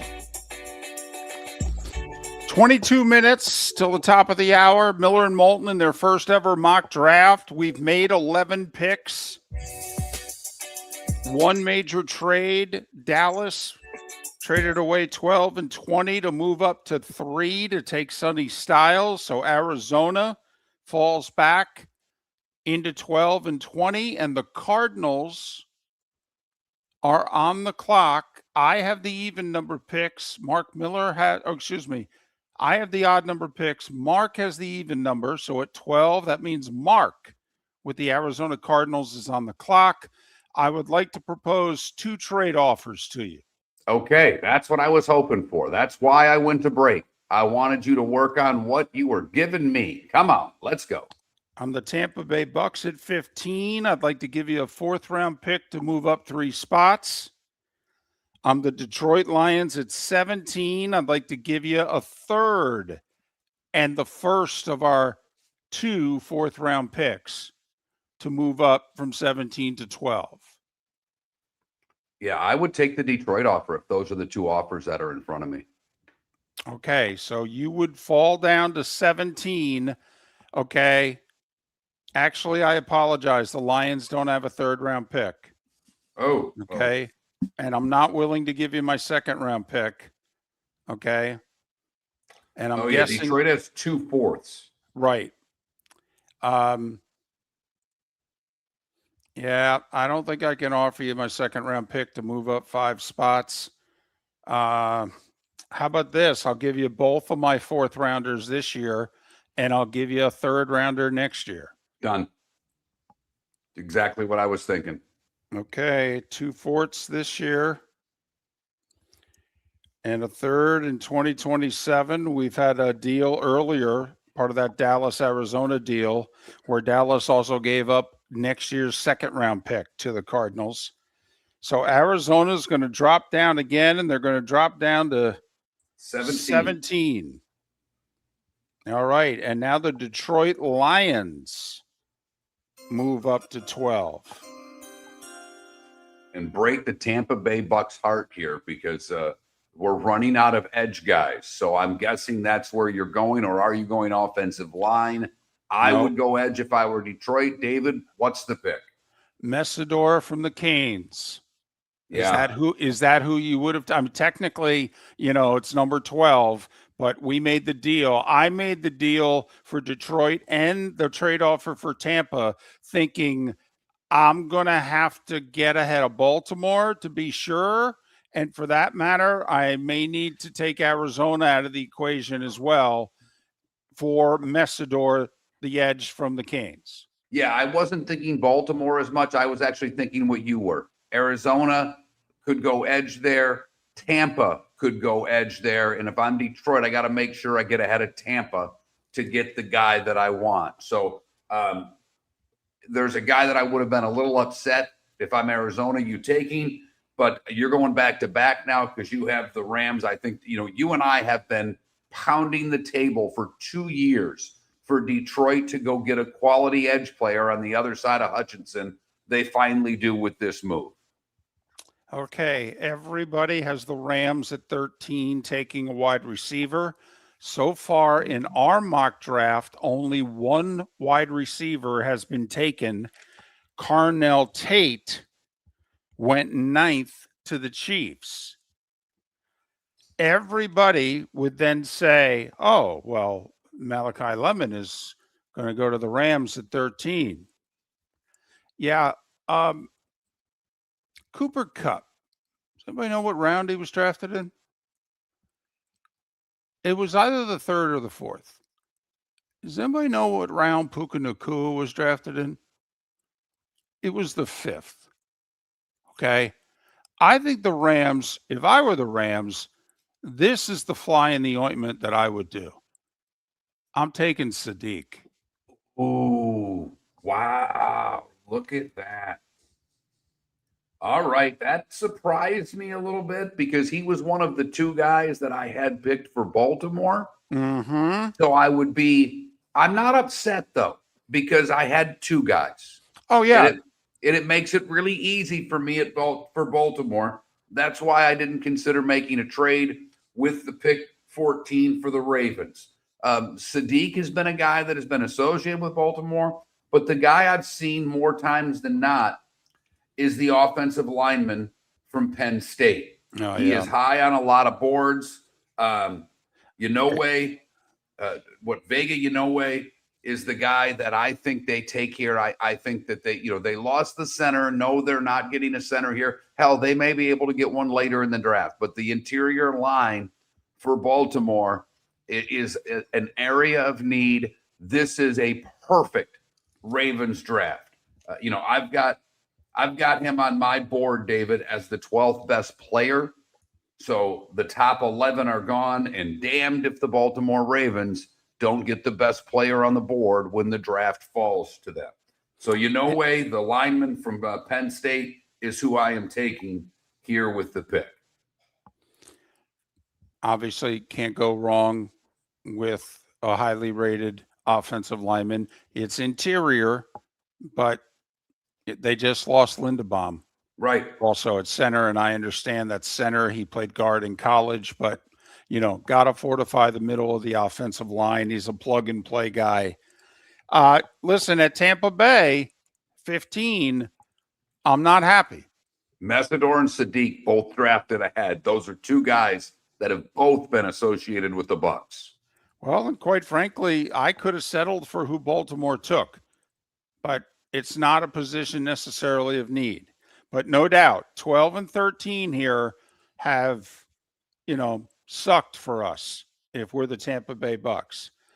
Mark, these were the needs that I listed in order for Tampa Bay.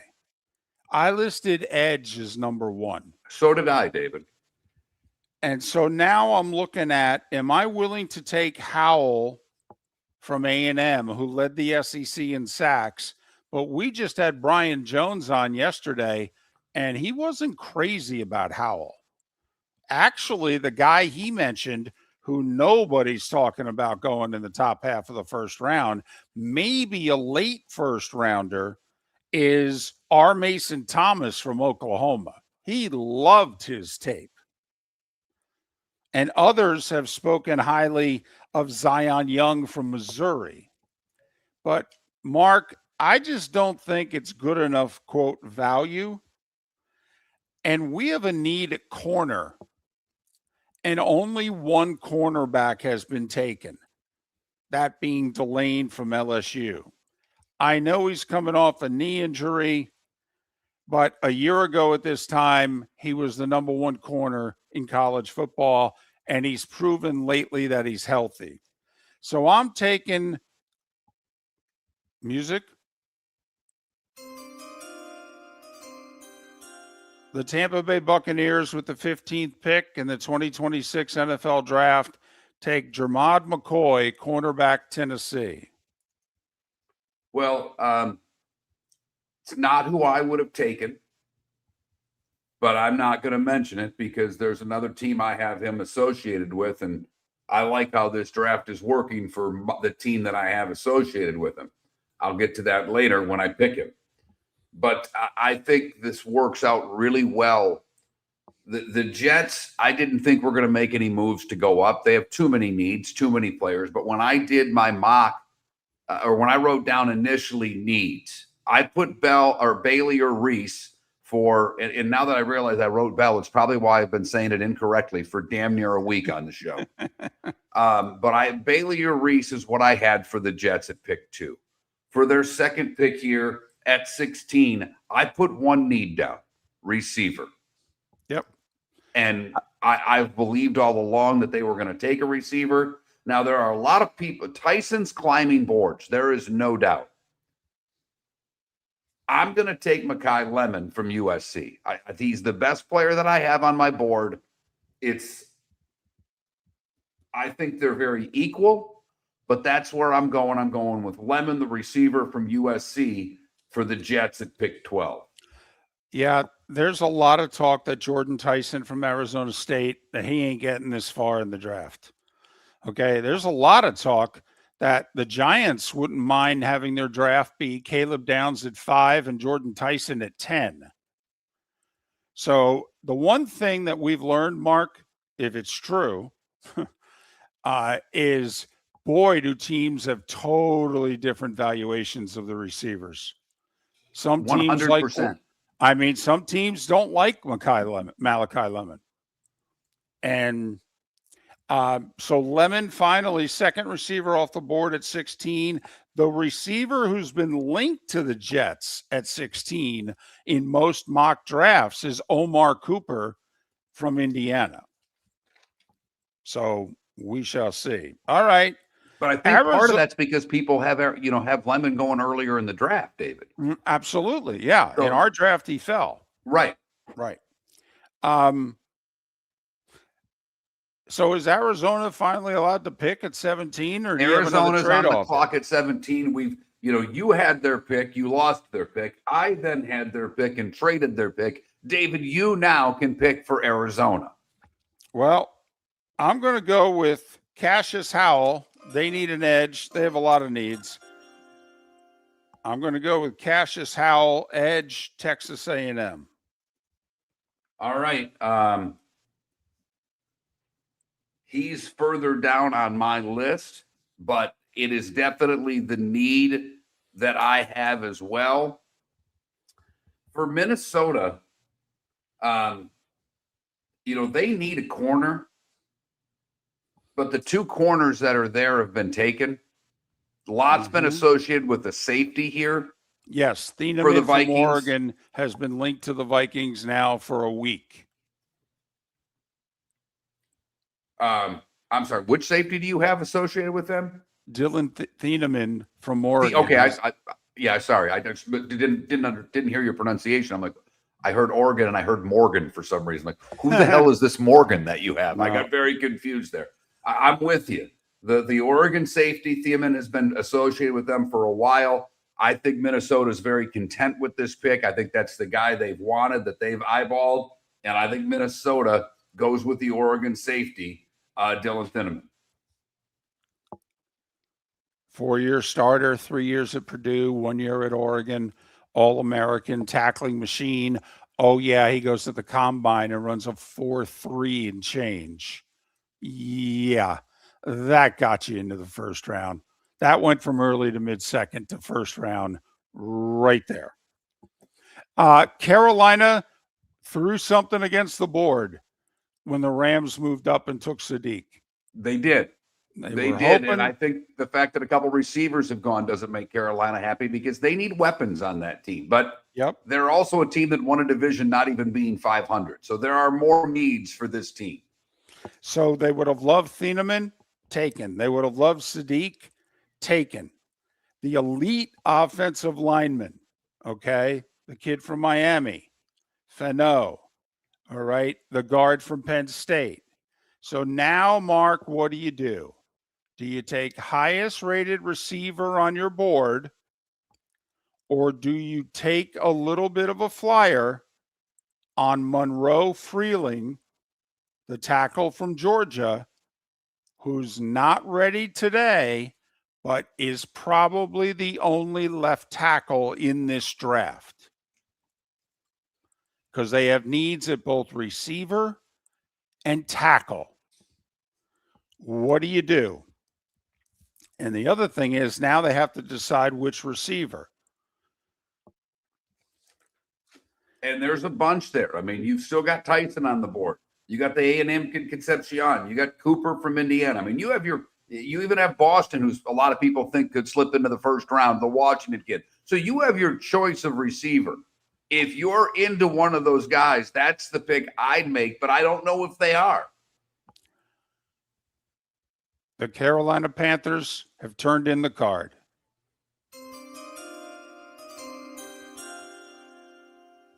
With the 19th pick in the 2026 NFL Draft, the Panthers get their receiver and they take Jordan Tyson from Arizona State. There are many that think he can go in the top 10. It might be at 10, but there are many that think he may go in the top 10. As far as picks here in my war room, my wife went with strawberries with my breakfast, not a banana as the fruit choice this morning. Ooh.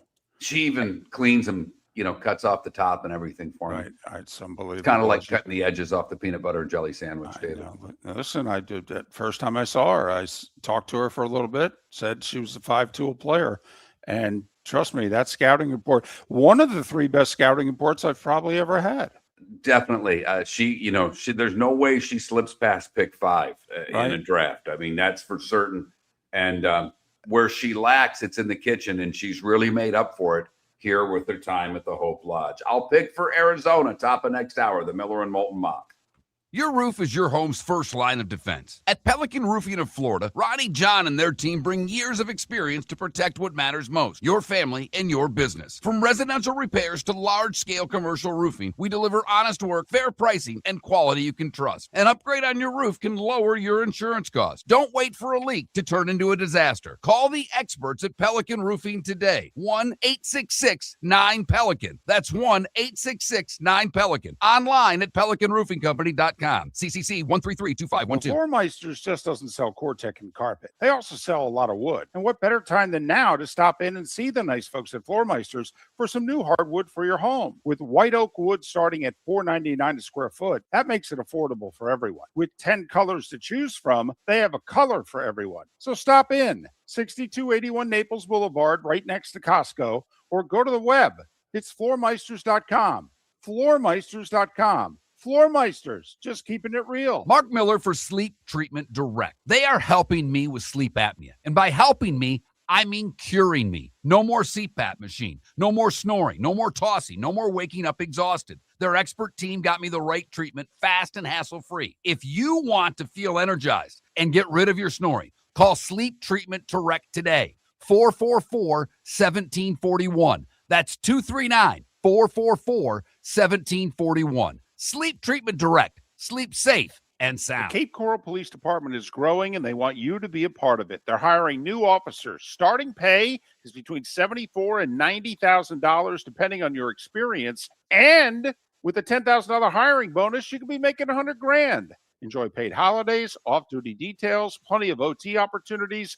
They're also hiring dispatchers and professional staff. So go to capecops.com. Capecops.com. Be brave, be best. Be Cape. American Paint Supplies, celebrating 30 years in Naples, is proud to be the exclusive Farrow & Ball dealer in Southwest Florida. The best thing to come from the UK since the Beatles, Farrow & Ball has the colors and paints at American Paint Supplies. See why all the designers and painters choose Farrow & Ball. For 30 years, American Paint Supplies provides the perfect pairing of service and expertise on 6100 Shirley Street in Naples off of Pine Ridge, or online at AmericanPaintSupplies.net. American Paint Supplies is your one-stop shop for all your coating needs. If you're a business who targets men, please know there is no better and more economical way to reach your target audience than us at Miller & Moulton. So let us help you make money. You can reach out to Mark at that Mark Miller or me at the David Moulton on X, or text us at 21,000. We have a proven product, a good reputation, and lots of quality segments that we can attach your company's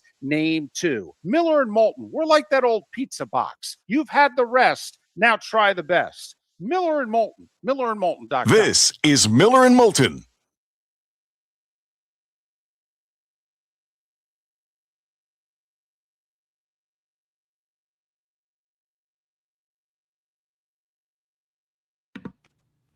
That was wonderful. I apologize to all you watching on Twitch and YouTube for me constantly eating on the show, but I don't know what to tell you. Yinzer, Lomo, I'm not sure. Proctor, I think he is. I just don't think he's a good one.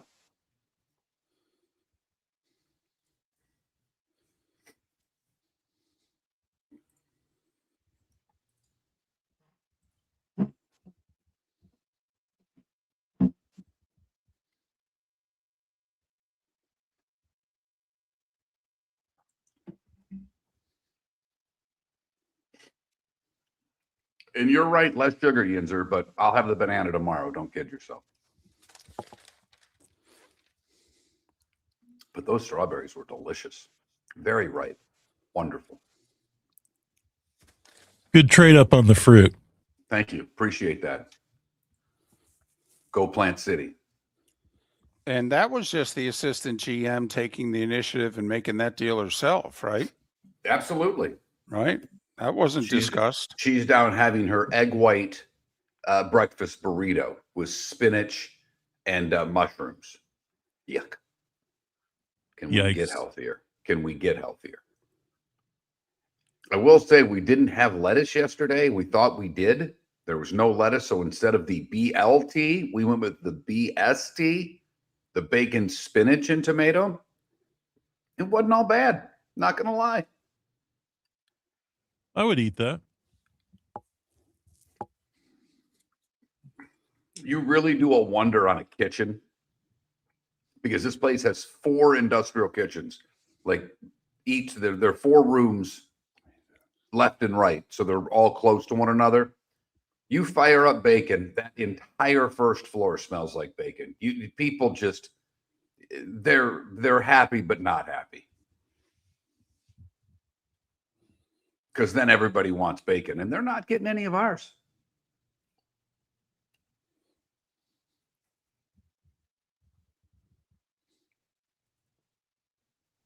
Yeah, that's one of the foods that I just can't give away. I'm right there with you. And I will say, I don't know if you're in here anymore, Javier, but and I know it's a sign of the times, but there are just a lot of horse crap parents out there.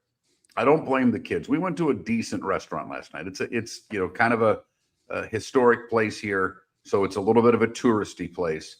But most people were dressed pretty well. There was a family of 6 or 7, 2 young girls dressed wonderfully. 2 young girls next to us dressed wonderfully. There was a guy in there with his son. He was wearing gym shorts and a gray t-shirt. And it's not the kid's fault, but the kid looked like he was, 15, 16. Like, are you serious? You go to a restaurant like that? That and ball caps at the restaurant. I'm Tony Soprano when it comes to that. That drives me nuts. I wouldn't let him in if I owned the place. Take off your damn hat. And I know it's to the world today and you let everybody in, but god dang. Can you put a golf shirt on? I'm not asking for much here. I don't care if you want to go to Chili's or if you're going to some joint. I don't care. But at a nice restaurant, can't you, it's like the guy that wears the jersey to church, for crying out loud. No, it was not a tank top. Just a gray Nike workout shirt.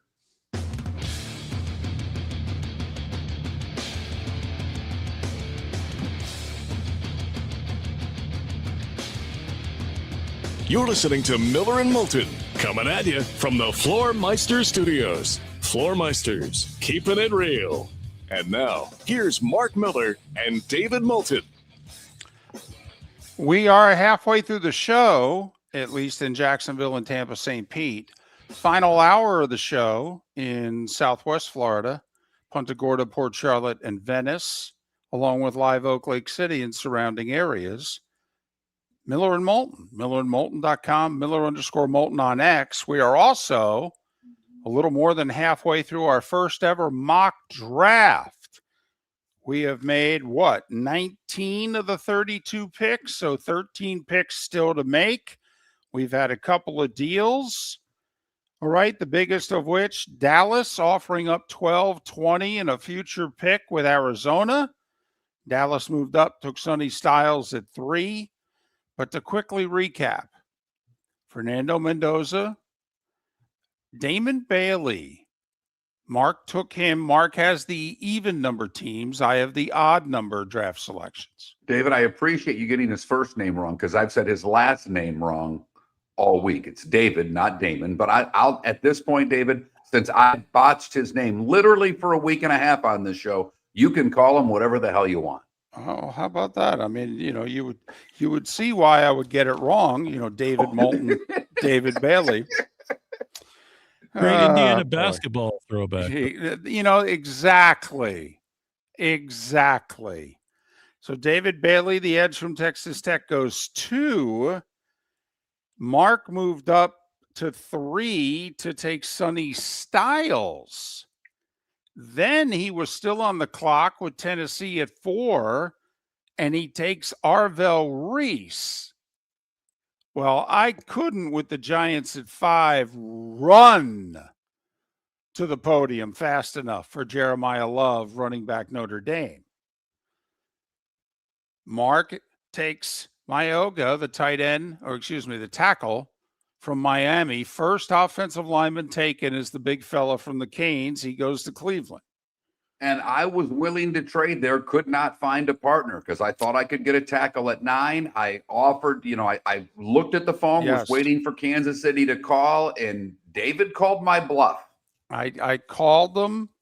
You were kind of throwing out offers, and I hemmed and hawed, and I said, I'm thinking 1 or 2 guys at 9, and there's only one scenario where they don't make it. I'm going to roll the dice and see if I can avoid that scenario. And I didn't, in part because I played it straight for Washington at 7. Okay. I could have gone wide receiver there. I thought it was a little high. All right. I could have gone a big offensive lineman there. I ended up going Delane, the corner from LSU. Which we both have wide receiver, cornerback, edge for Washington listed, and lineman. But there are a lot of needs, and Delane is highly thought of. So that's the pick David made. I came back, and this is where I crushed David, because I think New Orleans is a total wild card in this draft. No one seems to know what the hell they're going to do. Everybody's saying wide receiver, but I took Reuben Bain Jr. because it would not surprise me if they take an edge there. And I thought they were going to take whoever the best wide receiver was on their board, and that's where the wide receiver was going to go first in this draft. So I gambled as GM of the Chiefs and lost because I wanted Delane or Bain. And so now I'm looking at my needs, and I took Carnell Tate from Ohio State. Wide receiver is one of my needs.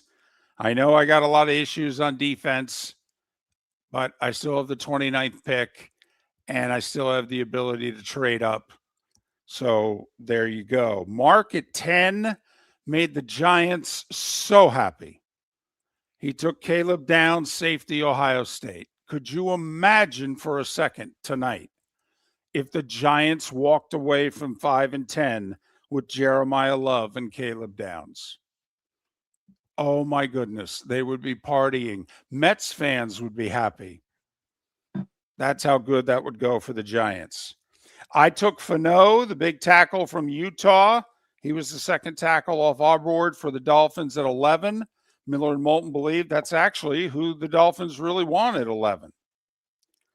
Mark traded up. Okay. He traded up from 17 to, actually, I traded up from 17 to 12, where Arizona was, and I took Messidor, the edge. I had to give up 2 fourth-round picks and a third-rounder next year. But Messidor, the Miami edge, goes to Detroit at 12. Sadiq, the tight end, goes to the Rams at 13. How do you pronounce the Penn State guard? It is Inoue. He went 14th to the Ravens. I'm sorry, Nowena. Sorry, I can't even read my own writing. Yowena is how it's pronounced. Why, of course. I mean, his last name's spelled Ioane. I mean, of course, that's what you think. By the way, 4 vowels, different vowels in a 5-letter last name. That's very impressive. All right, where are we? So I'm on the clock with the Bucks. I took cornerback Tennessee, Jermod McCoy. Mark with the Jets took Lemon, Kai Lemon, the wide receiver, USC. Arizona finally selects at 17, and I took edge Cassius Howell from A&M for them. Mark with Minnesota took Dylan Thieneman, the safety from Oregon. And I took wide receiver Arizona State, Jordan Tyson, for Carolina at 19. The Cardinals are back on the clock at 20. It's funny. David's a Giants fan. He's the one who picked Love. We have a Giants fan in the chat room says the Giants fans wouldn't be happy with Love. We think they would. We differ. I'm happy here at Arizona at 20. I was worried Carolina was going to take the guy that I wanted. They needed an edge, and they needed a lineman. So they traded out of pick 3. They get 2 picks from Dallas. They traded out again with Detroit. They get their edge at 17. I'm taking the only left tackle that, to me, that's in this draft up high. Monroe Freeling, the Georgia tackle, goes 20 to Arizona. So in our mock draft, Arizona ends up with 12 and 20, not 3. They end up with a second-round pick last year. They also picked up 2 fourth-round picks in this year's draft and a third-rounder next year. So they've already got 2 2s and 2 3s for next year in added picks. And remember, Arizona, we think likely could use one of those picks to trade back into the first round and get the quarterback, because I don't think Arizona's ton. But Pittsburgh now on the clock, that's David's pick. Well, and Mark, there's no doubt about it that, I would have run to the podium if Freeling was still on the clock. Despite all the resources, Pittsburgh had a right guard get up and leave him during the offseason. So I would have raced up for Freeling. I know he's a tackle, but you can move guys around early in their careers, etc. I think next up on the Steelers board is wide receiver. And so I'm going to take Omar Cooper from Indiana for the Steelers at 21. Okay. I think Pittsburgh, there are 2 players. I think the Penn State lineman, they would have loved to slip. I'm with you. I think that because I've seen that lineman slip to Pittsburgh and them grab him there. I think they could have gone tackle. I thought maybe you would go safety because I think there's a need there, but and there's a couple of good players left. All right, the Chargers. I think they need help on the O-line. They could use an edge, and they could also use a receiver. But I think I'm not taking receiver here. I'm taking the edge from. Wait. I'm sorry. I meant to do this sooner. Okay. I'm the Bears. Okay. At 25. Or excuse me. Yeah. You're the Bears at 25. But I'm also the Chiefs at 29. Okay. Can I move up from either 25 or 29? With what? Well, in the Chiefs case, I've got 2 fourths and 3 fifths. What if I gave you a third round pick and 2 fifths to move up from 29 to 22? Would that do it? Well, what are the Bears offering? You're going to give me one of those seconds? Oh boy. To move up 3 spots? I'll take the second one. I'll take pick 60. Boy, that's steep.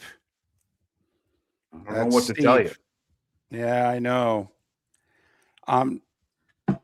Yeah, I'll give you my second round pick because I think I have to move ahead, and I'm screwing my own pick at 23 because I think the Eagles have a must pick at 23. Okay, but I'm the Bears and I want to jump the Eagles. So if I give you the 60th pick of the draft, can I move up 3 spots? Yes, you can. All right. Done. So Bears fans, I don't know if you're going to like the way I'm thinking, and I may have given up too much for your liking. But to me, the Bears needed to come away with a big fella in the middle of their defensive line. And I'm drafting a guy who I think on Sundays is going to be a monster. I'm drafting the kid from Ohio State. Caden McDonald? I'm drafting Caden McDonald. And I know this is higher than most draft boards, but there are not a lot of quality defensive tackles. I think he is one. And so if I'm the Bears, give me Caden McDonald. I think they need him, and he's a plug-and-play guy. All right, you're back-to-back now with Philadelphia. And I know that's who you wanted there for Philly, but I think there are other players Philly could get. I think Philly, I definitely – I know they've signed a lot of wide receivers. There's some good wide receivers left. I think Philly could go safety. Well, there you go. Philly could go O-line. I think they could go with one of the edge guys that's still left. What are you doing with the Eagles?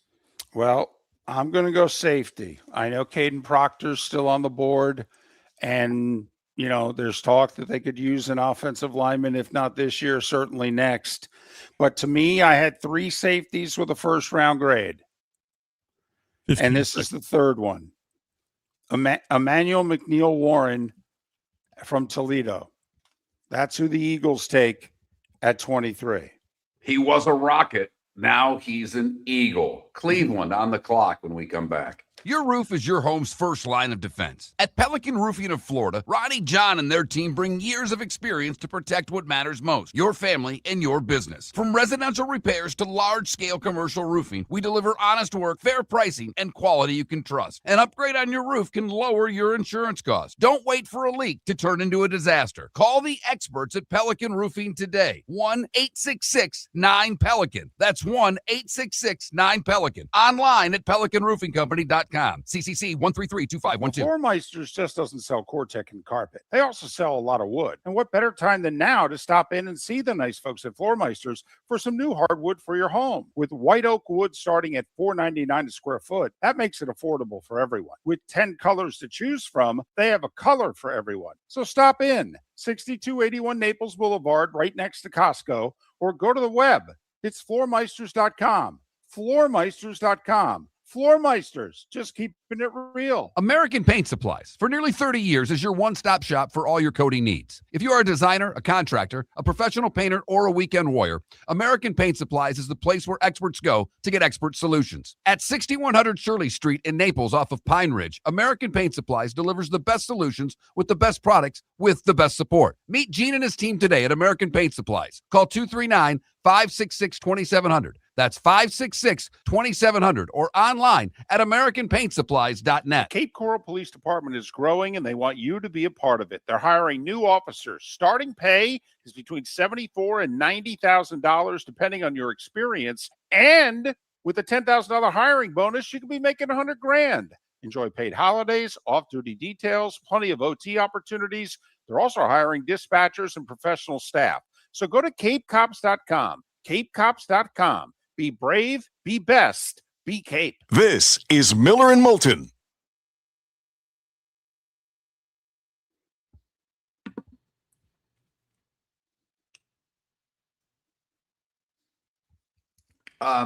Ryan, thank you, first off.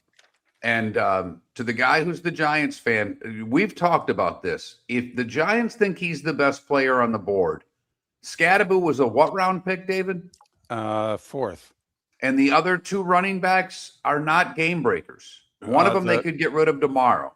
Yeah, the one is the veteran who a lot of people were surprised that they kept him around as insurance. He's the 3rd string, and he doesn't have a ton of tread left on his tires. Also, the 2nd string running back has showed a lot of potential. He's also now got fumbling problems. And this is a new coach / GM. So it's someone else's picks. I respect your opinion, sir. I am not telling you you are wrong. We believe you are, but. So if you're objective, your 1st string running back is coming off a major injury. Your 2nd string running back has fumbling issues, and your 3rd string running back is a veteran who you could save a couple $1 million if you get rid of, who is there mainly as insurance. The other thing is, remember Baltimore under Harbaugh, he always had a fullback. I think that he would make sure that Scadaboo and Love were on the field together a decent amount of the time. They got a receiver coming back from an injury. I don't like the receiving core. I think he's going to want to run the football. And he can still get, receivers later in the draft. I just think Love's too good a player to pass up. Simple as that. And with our draft, they got Downs at 10, who they may want at 5.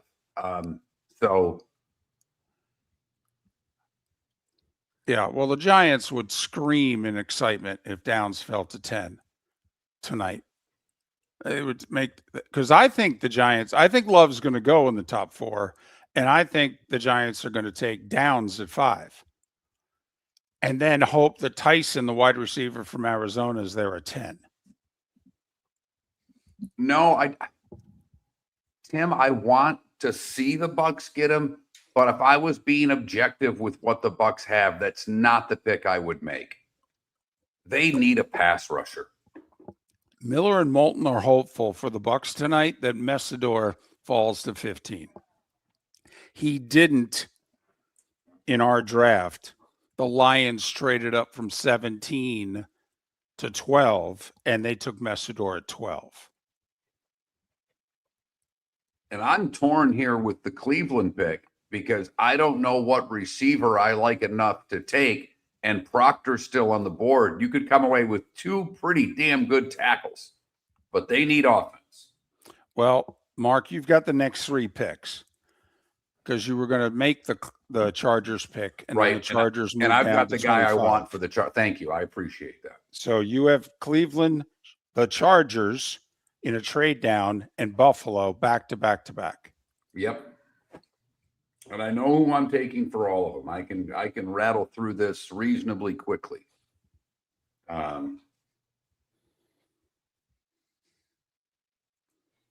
Well, we have Funhouse. We have them taking the Utah offensive lineman Fano with their first pick. I don't know. I have their second pick.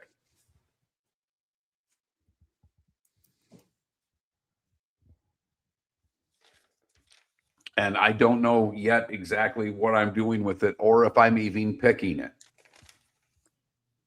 Because if I'm Miami, I may be calling Arizona there to see what else I can get out of them to go up and get Ty Simpson if they're interested.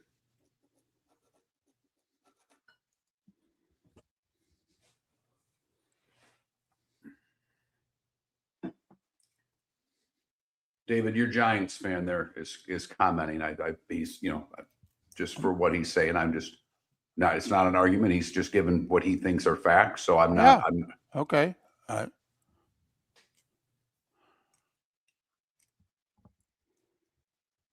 Appreciate you listening. Appreciate your comments. Not, just that's you have your side. We have ours. Welcome back to Miller and Moulton. Text the guys what's in your mind at 21,000. That's 21000. And now, here's David Moulton. 23 picks down, 9 to go in the first ever Miller and Moulton mock draft. That last segment, if you missed it, Arizona, who earlier traded down with Dallas and got 12 and 20 and a whole bunch of future picks because they would trade down again. Okay, because they traded down from 12 to 17. But Arizona at 20 took Monroe Freeling, the only left tackle that a lot of people feel is worthy of taking high in this draft. Tackle from Georgia. Steelers, who had probably 3 key guys go right before them. So they settle on wide receiver Omar Cooper of Indiana. A trade between the Bears at 25 and the Chargers at 22. Mark is GM of the Chargers, played hardball, got one of the Bears, the second of their 2 second-round picks. But I felt the Bears needed to come away with a defensive tackle, and I was worried that others were going to trade up potentially with Cleveland at 24 and take them away. So I took Caden McDonald, defensive tackle, Ohio State. So that puts, I'm sorry. And then just one more. Okay, the Eagles, who have a clear need at safety. And a lot of people feel there are only 3 safeties with a first-round grade. One of them is Caleb Downs. The other is Dylan Thieneman. They both went 10th and 18th in our mock draft. So Emmanuel McNeil-Warren, the safety from Toledo, goes to the Eagles at 23. Mark is now on the clock with picks 24, 25, and 26. Cleveland, the Chargers, and the Bills. Most people think Cleveland's going to take an offensive lineman and a receiver with their first 2 picks.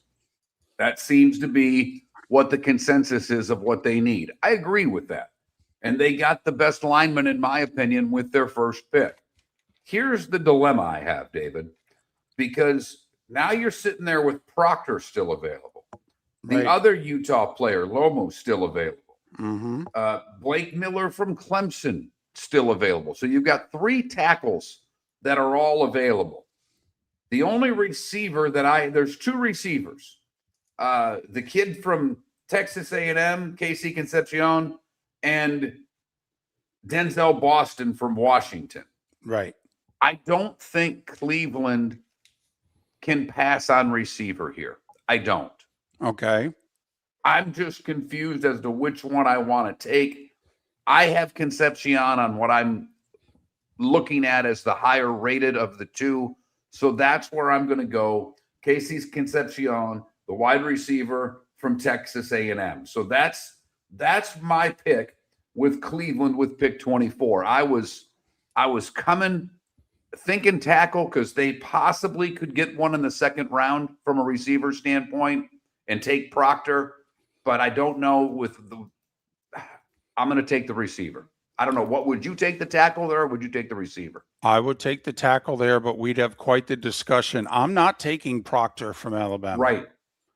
So am I taking the kid from Clemson or the kid from Utah? And it's tough to go wrong taking big fellas from BYU or Utah. They seem to be okay. So that's probably where I would have gone. And to me, some of the best drafts that teams have had, Mark, have been when they've doubled down on offensive linemen in the 1st round. Fair enough. And I thought about it. I really did, but I wanted to get a receiver there. I don't know if in the 2nd round they'll be able to get a tackle. They probably could have got a receiver. All right. Chargers are next. Yes. And David, the needs I wrote down for the Chargers were offensive line, edge, D tackle, and wide receiver. Okay. And I had it split 4th need, either DB/wide receiver. So you and I are thinking the same way. And I am picking the Auburn edge, Keldrick Falk, with the pick here. I have him very highly rated. I know a lot of others don't. This kid, by all accounts, has a ton of upside. And I think Harbaugh is going to go with the defensive player. I think it's a glaring need for this team. Their edges got old and bad quickly. And I think you need that if you're playing Patrick Mahomes twice. I just do. So I'm going to take Falk, the edge from Auburn. 6'6", 276. And that puts Buffalo on the clock. And David, this is another team. To me, you could run against, but they were 25th. Or I'm sorry, they were 30th against the run last year. 30th. That sounds to me like a team that needs to take a D tackle. They need to plug that line. So, when you interior defensive lineman, I think if you've paid any attention, you know my love of that position in this draft. I'm joking, but I do think there are good players there. But, there are corners here that are available if that's somewhere they wanted to go, because I do think, but I've got D-line and edge for Buffalo. I think they've got to go to the D-line area. And where are my D tackles at here? I apologize because I thought I had the picks. Oh yeah, I do. I'm taking the kid from Clemson. I apologize. Peter Woods is my pick for Buffalo. I think they need someone on the inside. I think he's the best that's left, and that's where I'm going with Buffalo. All right. So Mark on the clock for Cleveland. He debated between tackle and wide receiver, took wide receiver Casey Concepcion from A&M. He had the Chargers. He traded down 3 spots, picked up an extra 2nd round pick, the 60th pick in this year's draft. And then he goes edge, Keldrick Falk from Auburn. You've been fascinated with him for weeks. Yeah. I've seen him go to Tampa. I mean, I've seen him be in the top 15 in this draft. I think if he's around there, I think that's who the Chargers take. And that's why I made the move, because I was pretty sure no one was taking him ahead of me. And then for the Bills, you selected Peter Woods from Clemson, the edge, which puts the Niners on the clock. And I have to admit, I think the Niners are a candidate to trade out. You know, you represent Arizona. You've got the 34th pick. You want to trade here for Ty Simpson? No, Okay. no, I think I got to give too much up there. I'm looking at Miami and Seattle if I'm making that trade, if I'm Arizona. I don't have to give Okay. up as much. Which is 30 and 32 as opposed to 27. Okay, fair enough. Very curious. I had listed for the Niners O-line, edge, wide receiver, and then you could go really anywhere on defense, D-line, or safety. Is that what you had? David, exactly. A tackle, edge, receiver, and I put safety down as my fourth choice. So you and I are in lockstep when it comes to this team.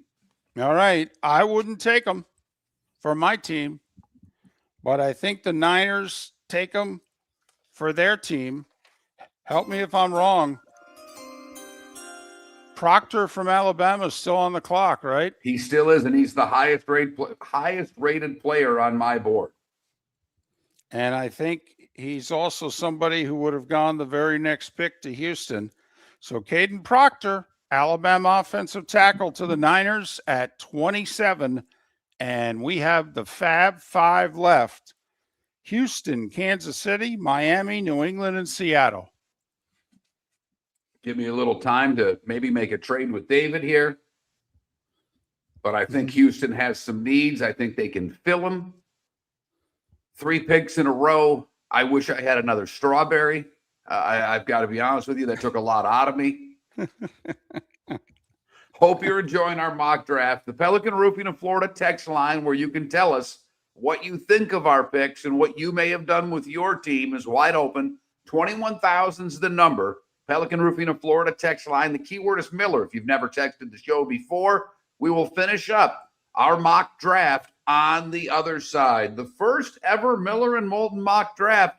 Only 3 trades so far. There'll be at least one more, I assure you, coming up next.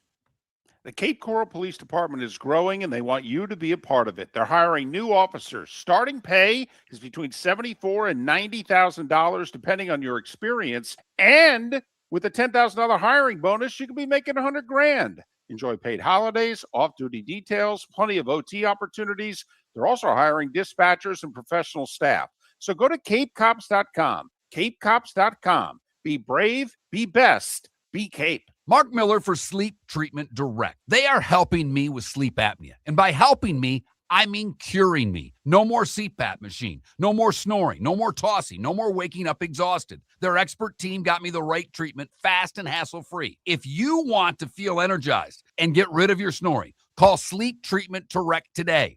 444-1741. That's 239-444-1741. Sleep Treatment Direct. Sleep safe and The sound. Floormeisters just doesn't sell Cortec and carpet. They also sell a lot of wood. And what better time than now to stop in and see the nice folks at Floormeisters for some new hardwood for your home. With white oak wood starting at $4.99 a square foot, that makes it affordable for everyone. With 10 colors to choose from, they have a color for everyone. So stop in, 6281 Naples Boulevard, right next to Costco, or go to the web.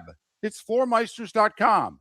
Floormeisters.com. Floormeisters, just keeping it real. American Paint Supplies, for nearly 30 years, is your one-stop shop for all your coating needs. If you are a designer, a contractor, a professional painter, or a weekend warrior, American Paint Supplies is the place where experts go to get expert solutions. At 6100 Shirley Street in Naples off of Pine Ridge, American Paint Supplies delivers the best solutions with the best products with the best support. Meet Gene and his team today at American Paint Supplies. Call 239-566-2700. That's 566-2700 or online at AmericanPaintSupplies.net. This is Miller and Moulton.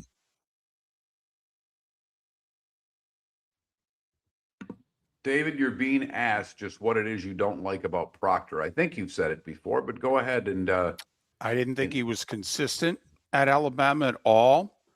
I have to admit, players from Alabama, most of them perform better on Saturdays than they do on Sundays. I think a lot of that has to do with the coaching of Nick Saban. I can rattle off about 4 Alabama offensive linemen in the last dozen years who have been busts. To me, he wasn't consistent, nor was he tough enough. Pat Kerwin even said after looking at him on tape, looks like Tarzan, plays like Jane. I wouldn't take him. Not in the first round. That's just me. His strength is off the charts. It is. With his squats and all that. I mean, he Yep. is a strength coach dream, but And that doesn't mean you can play football. And coming out of high school, you thought, oh my goodness, there ain't gonna. When it's his turn to enter the draft, there ain't gonna be anybody ahead of him at tackle. So, we all have our own opinions. There's a Giant fan here who's like, I wouldn't take Love at 5. No way. And so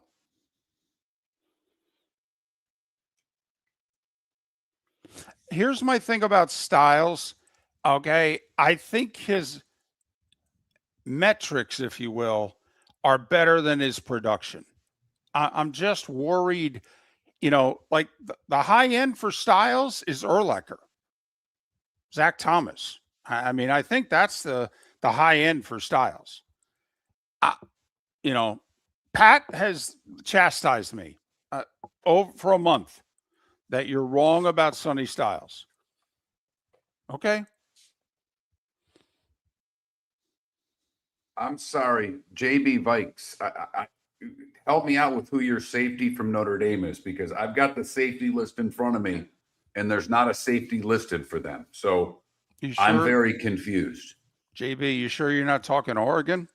Yeah, we have the Oregon safety going to them. I think you've got the wrong guy.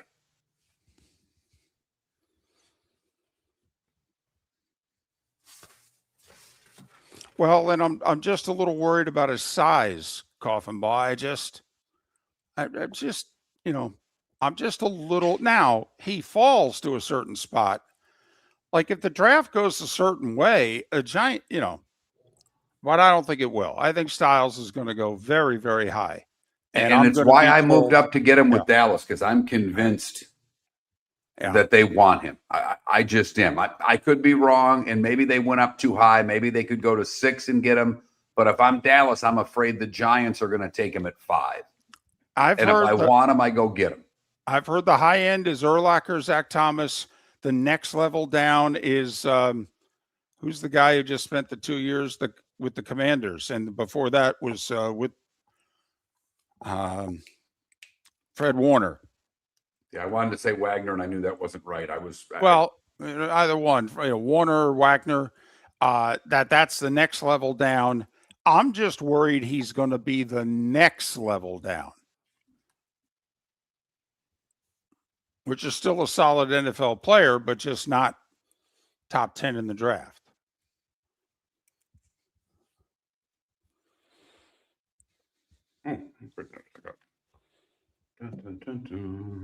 What was that still in there?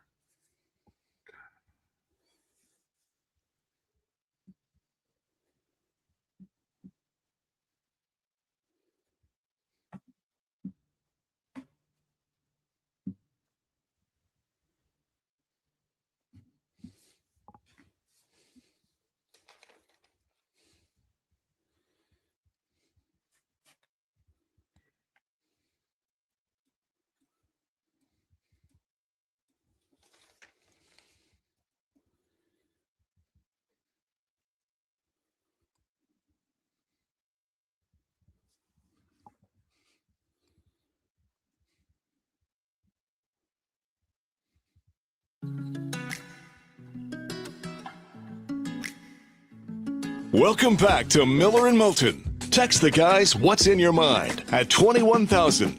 That's 21000. And now, here's David Moulton. Our final segment of the mock draft. 5 picks left in the first ever Miller and Moulton mock draft. Houston, Kansas City, Miami, New England, Seattle. Ty Simpson has not been chosen yet. Will someone trade into the first round to take him? Houston, Kansas City, Miami, New England, Seattle. Mark has 3 of those selections, including on the clock with the Houston Texans. And the Houston Texans, to me, need 2 positions at this spot, David. It's either tackle or receiver. That seems to me where they should go. And once again, I'm torn because I have 2 guys literally next to one another on the list that I've been going off of. And I think there's a third tackle. You've got the Utah tackle here, Lomu. You've got the tackle from Arizona State that a lot of people have, and I'm not even going to try to butcher this guy's name. Ahinajor? Okay. Yeah, sure. We could go with that. Sure. I've seen that guy in the first round. In fact, I think I've seen him as high as the Lions, believe it or not. So it's one of those 2 tackles, or it's the Washington receiver, Boston. I think they need more help right now at receiver. And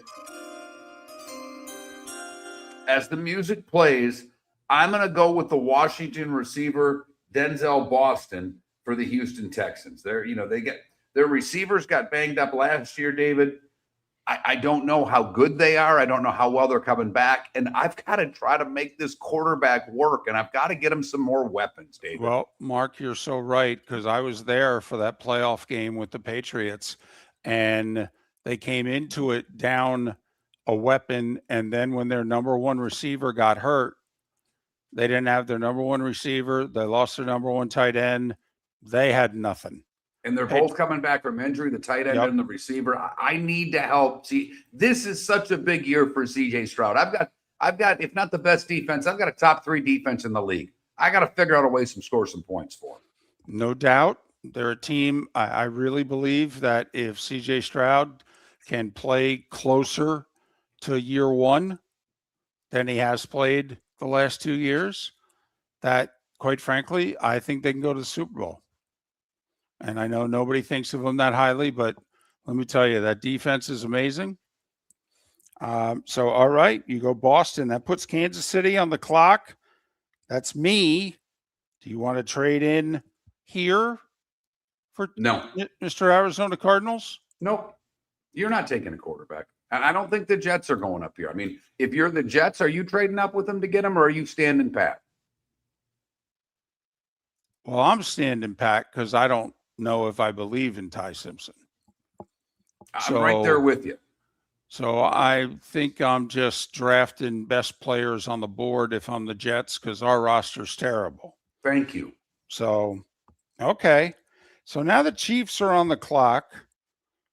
I had their needs at cornerback, wide receiver, edge, and interior defensive line.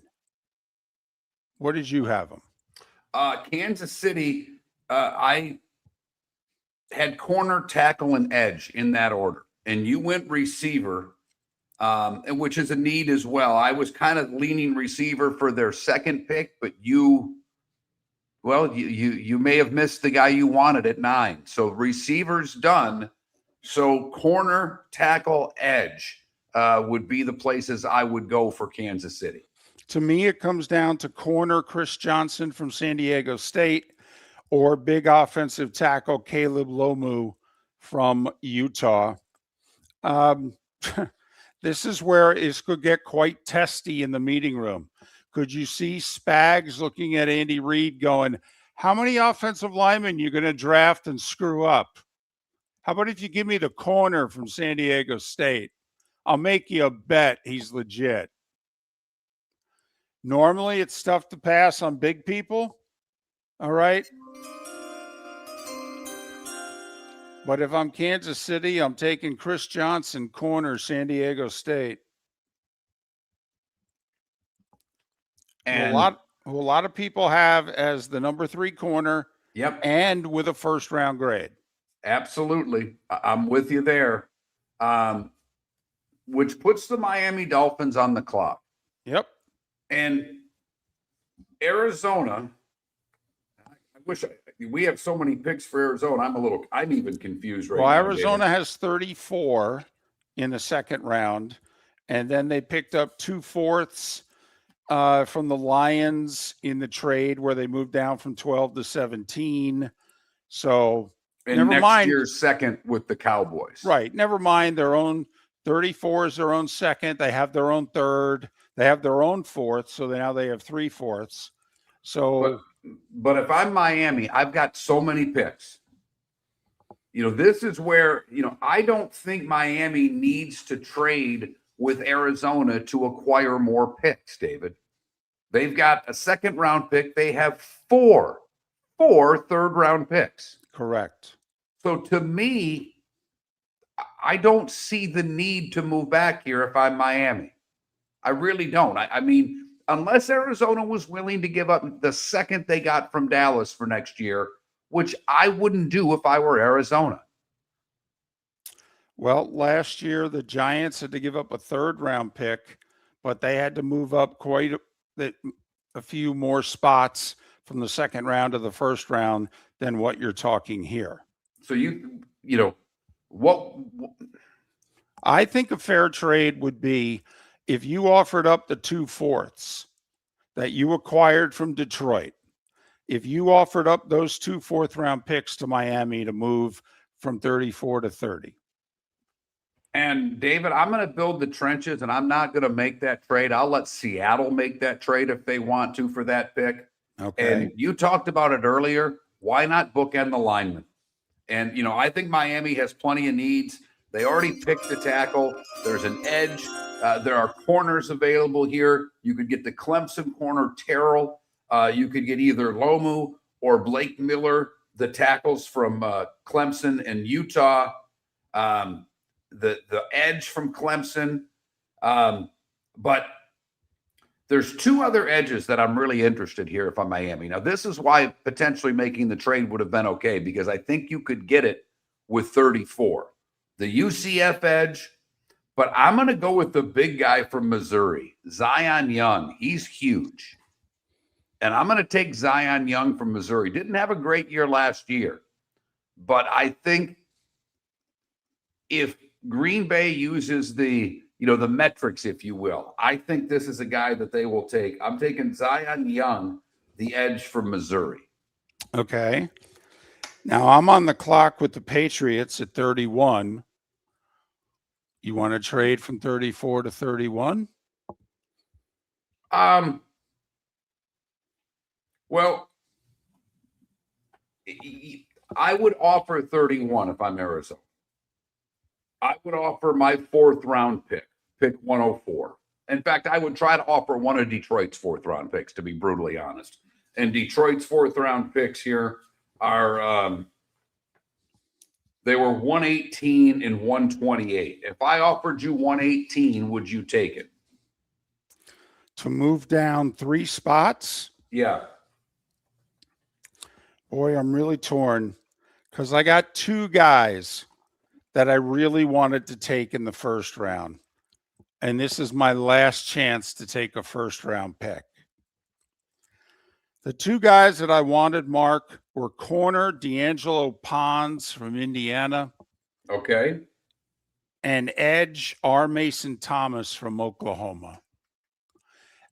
New England, if you look at their needs, they don't have a need at corner. They do have a need at edge and along the defensive line. So you're basically, I have to weigh, is pick 104? Is that it?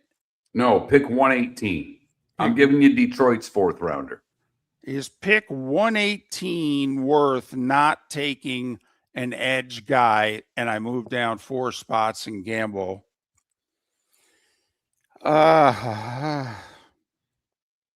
By the way, for what it's worth, I think they could use a tackle as well, and Lomu's still there. So I think they can get a good player at 34. Just, yeah,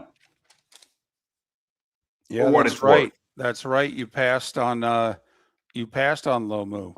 Right. Okay. And took Young, the edge from Missouri. So that I think I think there are 3 players there that you could take and feel good about because, and who knows what New England's going to do. You mentioned the edge from Oklahoma. I already talked about the edge from UCF that's there, Malachi Lawrence. So, I mean, I think there's 2 edge players and a tackle there for you at New England, just to try to make sure you listen to me a little bit more. I'm going to go Lomu, the tackle from Utah. And I'm not going to make the trade with you to move down 3 spots and get a 4th round pick. By the way, and that's a mid 4th round pick. I think the Patriots would have taken your deal, quite frankly, to move down from 31 to 34 and then get 14, 18, whatever. 118. By the way, what I'm offering Seattle now to only go 2 picks is 128. Commissioner, would you take 128 to go from 34 to 32? Well, Seattle has let it be known that they need more. What do they have? 4 or 5 picks in the draft? They've got nothing. You're right here. And they're like, yeah, we need extra picks. Yeah, they've got a 1st, a 2nd, a 3rd, and a 6th. Right. That's it. So Seattle would make that deal in a heartbeat. So that's Arizona. They would grind you. They would probably want a better 4th round selection because you got 3 of them. But they would, grind you. But whatever we agreed upon, they'd do. So I'm giving 128 that I got from Detroit to Seattle, and I'm taking the quarterback. He goes 32nd to Arizona, and Arizona walks out of this draft with 3 first-round picks, and they use the 3rd one to get the QB from Alabama. I wouldn't take him. I think Arizona will, and I think they want to make sure the Jets don't. And you also picked up an extra 2nd and an extra 3rd for next year, and 2 additional 4th round picks for this year. Well, I got rid of one of the 4, so I've got the 2nd next year, and I've got the 4th. But yes. So there's your haul for Arizona. Okay. Our mock draft is complete. We ended There you up have with it. 5 trades or 4 trades? 4 trades. Yeah. I mean, and Arizona was involved in 3 of them, right? Exactly. I out-traded David Moulton in the draft. I want everybody to understand what just happened. Someone give me a wet towel. So there you have it. That's our mock draft. I saw Daniel Jeremiah talking last night for a bit, and he was proud that last year he got 28 of the 32 guys in the mock draft. He goes, no, I'm not putting guys with teams. He goes, I think I had a good mock draft because I got 28 of the 32 guys. So I'll be curious, Mark, how many of our guys just get drafted tonight. Never mind if we actually have them match up with the same team. Oh, yeah. I'm with you 100%. I mean, because, you've got, the Clemson corner, Terrell, he's still out there. That's Blake Miller, the tackle from Clemson, TJ Parker, the edge from Clemson, the Arizona State offensive tackle. Does someone go up and get, whether it's, I've seen Banks be a 1st round guy, a late 2nd round guy. So and it's the one thing that we've talked about with this draft is that the GMs say there's no difference between 20 and 40, maybe 20 and 45. So there's going to be, the boards are going to be so different team to team. So I'm with you. I'm curious how many 1st round guys we got. Rumor has it behind the scenes, they're working diligently to get this up at millerandmoulton.com. If and when that happens, I will be sure to post a link on X to that page, or you can search yourself and go to millerandmoulton.com. That would be one more time than David's done it in the last 6 months. And for that matter, one more time than I've done it in the last 6 months. We promote the webpage. Right. We don't ever go to it. Well, we kind of feel we don't have to, that everything that's on it, we either know or we've done. Right. We said it. It's where you can get any part of the show or any part of the last 2 hours. If you missed the mock draft, hope you enjoyed it. If you didn't, well, I don't know what to tell you. I think the Florida center and defensive tackle the center goes in the third round. I think the D tackle, Caleb Banks, goes in the second round. Mark, his agent, literally sent a letter yesterday to all the teams documenting his surgery and this, that, and that he'll be ready in June. Because he was a first round talent, but I think he'll go mid to late second round. The Pro Hour is next. Jacksonville and Tampa, Miller and Moulton. The Cape Coral Police Department is growing, and they want you to be a part of it. They're hiring new officers. Starting pay is between $74,000 and $90,000, depending on your experience. And with a $10,000 hiring bonus, you can be making $100,000. Enjoy paid holidays, off-duty details, plenty of OT opportunities. They're also hiring dispatchers and professional staff. So go to capecops.com. capecops.com. Be brave, be best, be Cape. Your roof is your home's first line of defense. At Pelican Roofing of Florida, Ronnie John and their team bring years of experience to protect what matters most, your family and your business. From residential repairs to large-scale commercial roofing, we deliver honest work, fair pricing, and quality you can trust. An upgrade on your roof can lower your insurance costs. Don't wait for a leak to turn into a disaster. Call the experts at Pelican Roofing today. 1-866-9-PELICAN. That's 1-866-9-PELICAN. Online at pelicanroofingcompany.com. CCC 1332512. Floormeisters just doesn't sell Cortec and carpet. They also sell a lot of wood. And what better time than now to stop in and see the nice folks at Floormeisters for some new hardwood for your home. With white oak wood starting at $4.99 a square foot, that makes it affordable for everyone. With 10 colors to choose from, they have a color for everyone. So stop in. 6281 Naples Boulevard, right next to Costco, or go to the web. It's floormeisters.com. Floormeisters.com. Floormeisters, just keeping it real. Mark Miller for Sleep Treatment Direct. They are helping me with sleep apnea. And by helping me, I mean curing me. No more CPAP machine. No more snoring. No more tossing. No more waking up exhausted. Their expert team got me the right treatment, fast and hassle-free. If you want to feel energized and get rid of your snoring, call Sleep Treatment Direct today. 444-1741. That's 239-444-1741. Sleep Treatment Direct. Sleep safe and sound. American Paint Supplies, for nearly 30 years, is your one-stop shop for all your coating needs. If you are a designer, a contractor, a professional painter, or a weekend warrior, American Paint Supplies is the place where experts go to get expert solutions. At 6100 Shirley Street in Naples off of Pine Ridge, American Paint Supplies delivers the best solutions with the best products with the best support. Meet Gene and his team today at American Paint Supplies. Call 239-566-2700. That's 566-2700 or online at AmericanPaintSupplies.net. If you're a business who targets men, please know there is no better and more economical way to reach your target audience than us at Miller & Moulton. So let us help you make money. You can reach out to Mark at that Mark Miller or me at the David Moulton on X, or text us at 21,000. We have a proven product, a good reputation, and lots of quality segments that we can attach your company's name to. Miller & Moulton, we're like that old pizza box. You've had the rest, now try the best. Miller & Moulton, millerandmoulton.com. This is Miller and Moulton.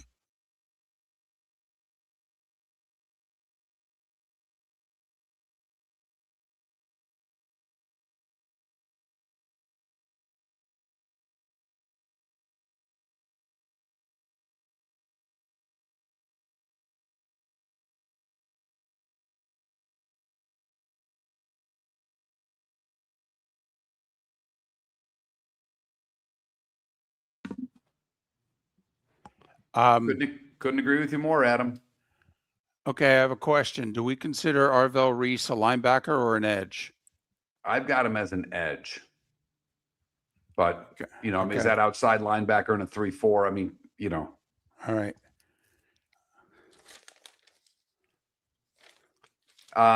JB, I could if he's there. I definitely could if he's there. I've seen that, and he was not there. And trust me, I would have picked him if he would have been there.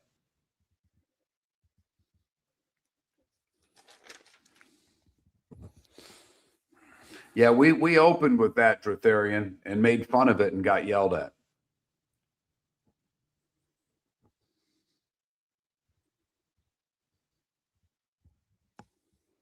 But JB Vike, I've seen this. And trust me, if Sadiq ends up there at 18 and the Vikings take him, I want cameras in the Carolina war room because they're going to break crap. Because I think Carolina believes Sadiq will be there for them. David took Sadiq with pick 13 for the Rams, which I think's a smart pick. Everybody thinks receiver. Who's better in this draft from I mean, to me, the best receiver / pass catcher in this draft is Sadiq, not Tate, not Tyson, not Lemon. So I think I think that's a smart play. Now, they've got a bunch of tight ends and they got a couple of good ones, but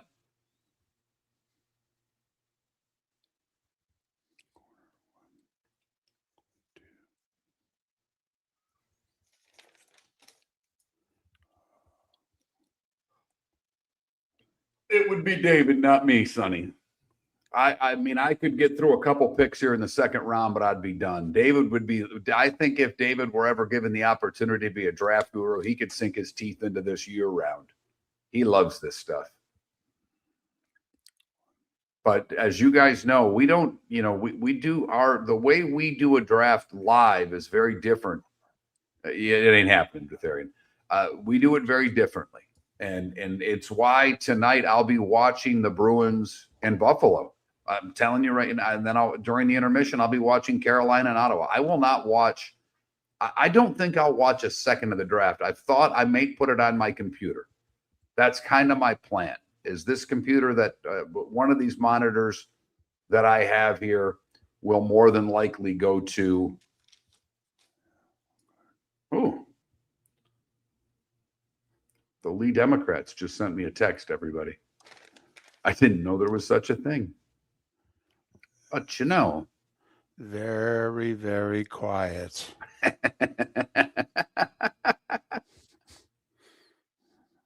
I would do this again. I actually enjoyed it, but I just was talking with my wife. It was more mentally taxing than I thought it would be. Because I was quite prepared for this. And hopefully next year we go back to doing a Thursday night show because I might be allowed to have a cocktail by then. But we need little changes in both of our lives for that to happen.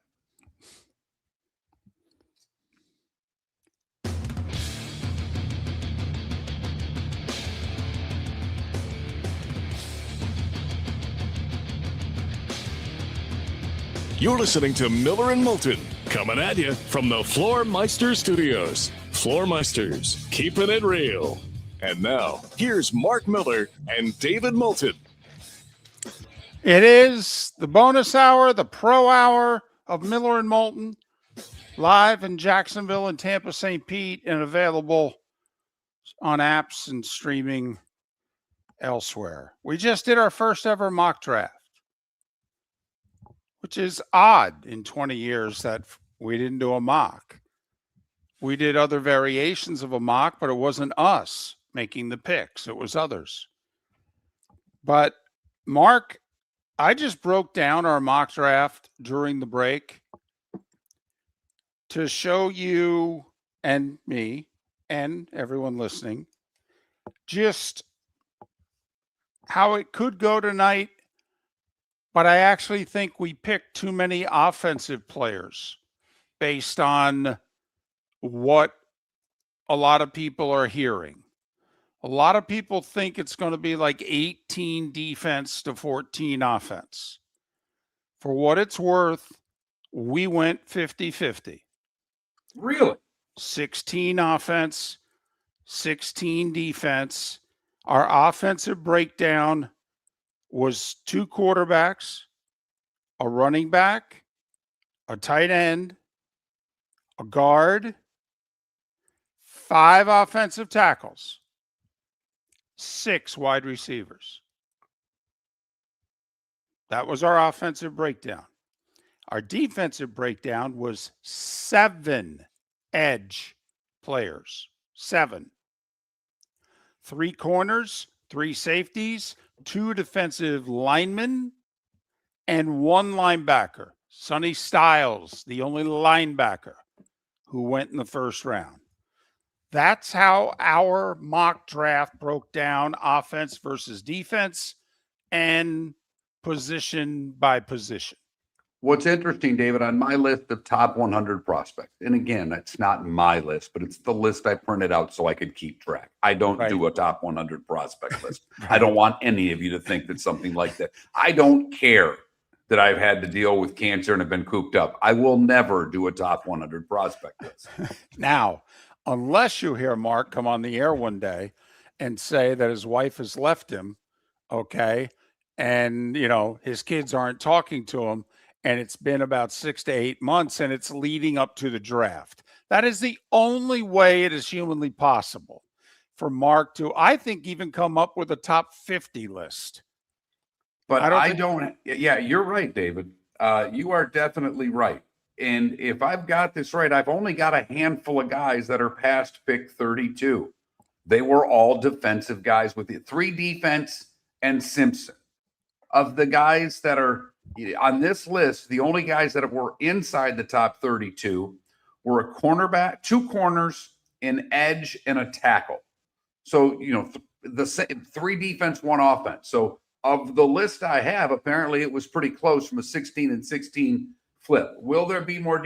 I think there are teams in the back end that need offense, and that's where the majority of our offensive players ended up going in the back half of the draft. A lot of receivers. Although surprisingly, at least to me, Mark, at least to me, 6 of our first 11 were offense.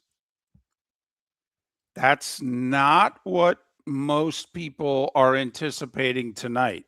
Think about it. Mendoza, we had Jeremiah Love. We had the offensive tackle from Miami, Ioga. We also had Carnell Tate, the wide receiver. Okay. And we had Fano, the offensive tackle. And you took the majority of those. That's 5. That's 5. Okay. Yeah, so 5 of the four, first and you 11. took 4 of the 5. Yeah. Mr. Defense over there took 4 of the 5 offensive guys. That's pretty funny. I mean, just for me. It's hysterical. There's no doubt about it. I'm taking D tackles and edge guys, and I'm all over the defense. Right. And here's Moulton with a running back, a receiver, a quarterback, and 1 offensive lineman. Right.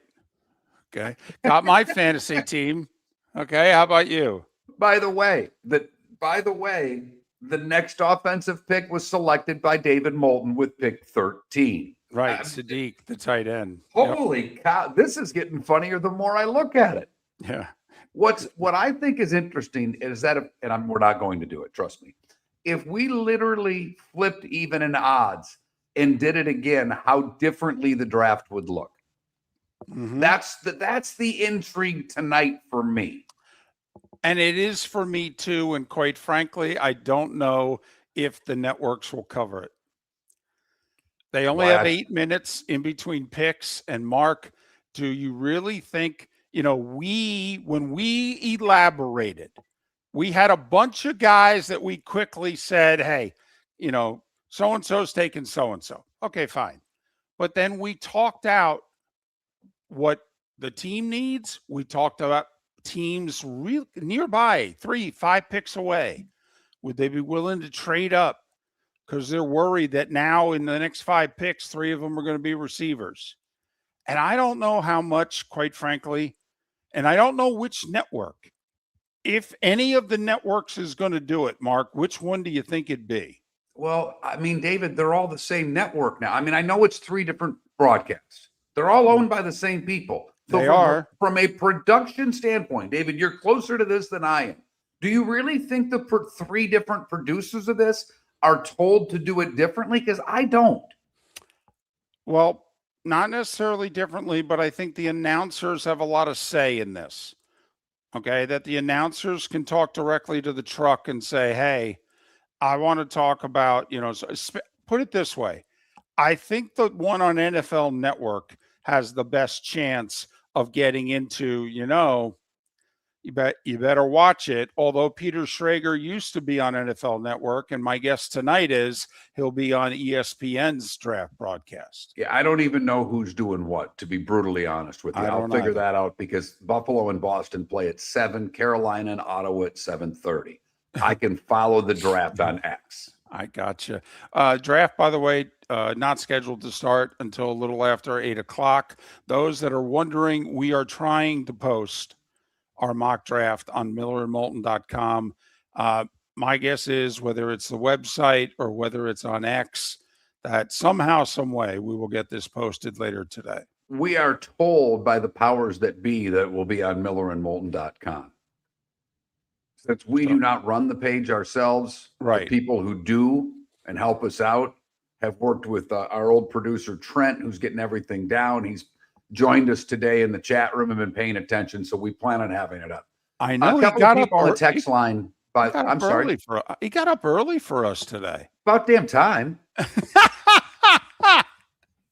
He's in the doghouse with me, and he knows it. Don't get me started on Detroit Piston over there. Okay. We got a couple of texts, Pelican Roofing of Florida text line. I don't want to go through all 32 picks again. I'll answer you directly during the break if you send it and want to know. But someone asked what we did for the Lions. With the Lions, we traded up to 12. David had the pick at 17. I had Arizona at 12. David spent 2 fourth-rounders and what did I carve out of you? Did I carve a second next year? A third next year. So a third next year and 2 fourths to move up 5 spots. And Detroit took Messidor, the edge, which we think honks off the Tampa Bay Buccaneers. I mean, that's because we think that, and I was listening to offers from both and took the better offer. And by the way, I'm not so sure how happy the Ravens would be because the Ravens have a major pass rush problem. Okay. But once again, even in the Miller and Moulton mock draft, the Ravens hang tight and get a really good player at 14. Yeah, they get I ended up taking the guard from Penn State. And I think that's a guy that they've targeted. They lost the center, so I think they'd be happy getting the guard. Someone else asked who the Steelers took. We've kind of picked a receiver for the Steelers. David had the pick. He took Cooper from Indiana in the spot. Now I know, there's been a few guys linked to Pittsburgh, but receiver seems to be an area they would go. I thought they'd be honked off that the guard didn't fall to them, because if that guard falls to them, Pittsburgh's jumping all over that. They are, but I'm not sure how happy they were that you, with the pick right before them, took Monroe Freeling, the tackle from Georgia, either.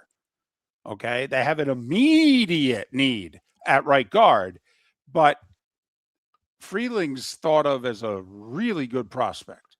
Well, and I, to me, Arizona at 3, I could have gone offensive lineman if I had that pick, and I don't think there's an offensive lineman worthy of 3. I actually, believe it or not, David, I kind of like what we did for Arizona in the draft. Yeah. Now, you went with Howell. I would have went with Falk there, the kid from Auburn. I think more highly of him than you do, but we both would have gone edge at 17. They go back to 20, end up getting the true left tackle in the draft, and then they get their quarterback with 32. If I'm Arizona, I'm really happy with that. Well, I mean, for what it's worth, that's what we did with the 3rd overall pick of the draft. We turned it into 17, 20, and 32, and we acquired 2 additional 4th-round picks this year. We gave one up to move back in and take Simpson. So we acquired an extra 4th-round pick for this year and an extra 2nd and a 3rd for next year for the Cardinals. And think about that division. If you're the Arizona Cardinals, do you realistically think you're going to compete in the best division in football this year? I don't. But I think the Rams are getting older. We don't know how much longer Stafford's going to play. San Francisco, not sure what's going on there. Seattle's the defending Super Bowl champs. Now I've got 2 drafts for Arizona to get back in the game, if you know what I mean.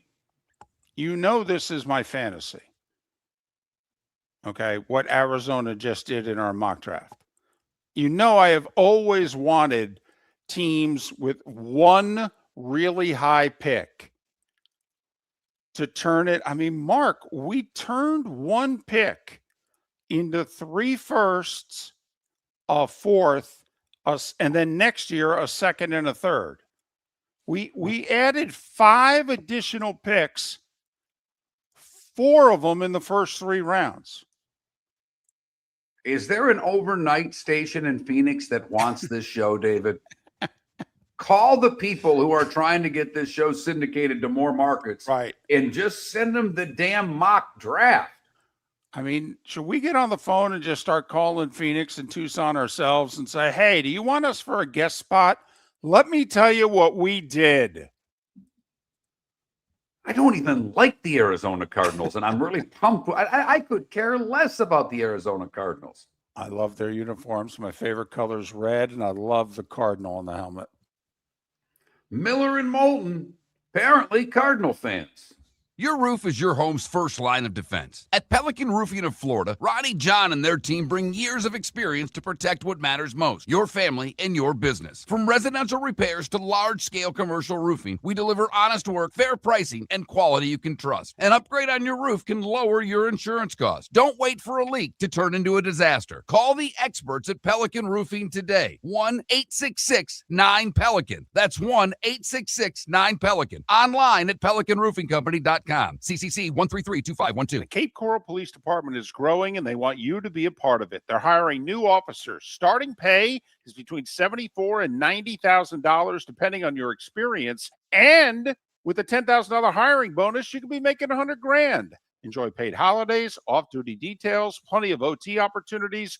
They're also hiring dispatchers and professional staff. So go to capecops.com. Capecops.com. Be brave, be best. Be Cape. American Paint Supplies, for nearly 30 years, is your one-stop shop for all your coating needs. If you are a designer, a contractor, a professional painter, or a weekend warrior, American Paint Supplies is the place where experts go to get expert solutions. At 6100 Shirley Street in Naples off of Pine Ridge, American Paint Supplies delivers the best solutions with the best products with the best support. Meet Gene and his team today at American Paint Supplies. Call 239-566-2700. That's 566-2700 or online at AmericanPaintSupplies.net. Well, Floormeisters just doesn't sell Cortec and carpet. They also sell a lot of wood. And what better time than now to stop in and see the nice folks at Floormeisters for some new hardwood for your home. With white oak wood starting at $4.99 a square foot, that makes it affordable for everyone. With 10 colors to choose from, they have a color for everyone. So stop in, 6281 Naples Boulevard, right next to Costco,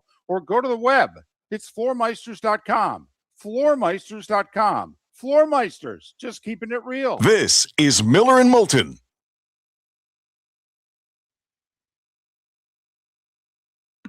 Deadstroke, I had the pick, and I was very torn. I have to be honest. I had a handful of guys that I could have picked there, and I ended up taking, and I don't know if they will. I don't know if this guy gets drafted in the first round. This is where I might have really screwed up.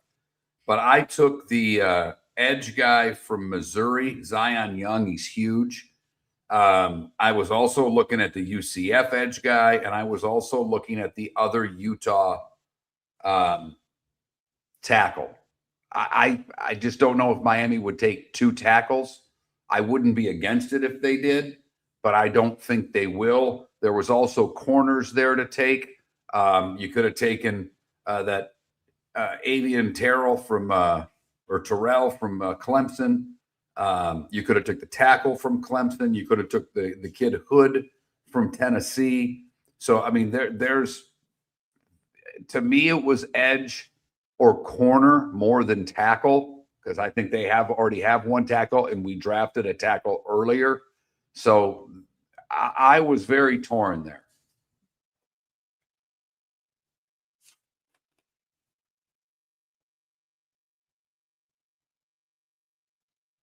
No, I did pick Young. I don't know if they would.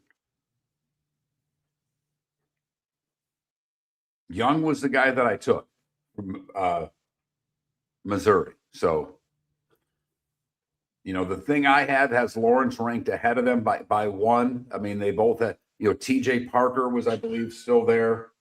So from Clemson. So I would have gone edge there. I also could have traded it to Arizona, but my opinion is Miami has those 3 third-round picks. So why do you need to add more picks this year? Like a fourth or a fifth rounder just doesn't make sense to me.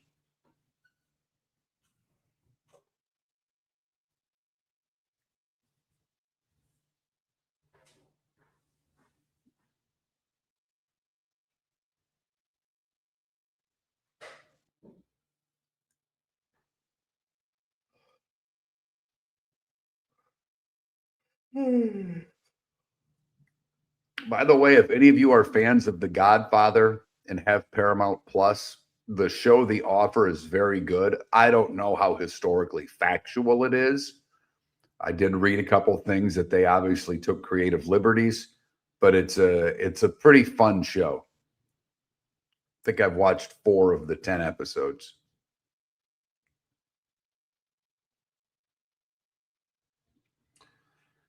David had the Bucks pick, and he went because that's what they run in the Fort Myers market, Spotter. It's been that way since that company bought the Beasley company and took over. Our 4th hour went away in the Fort Myers market. It's obviously not our doing.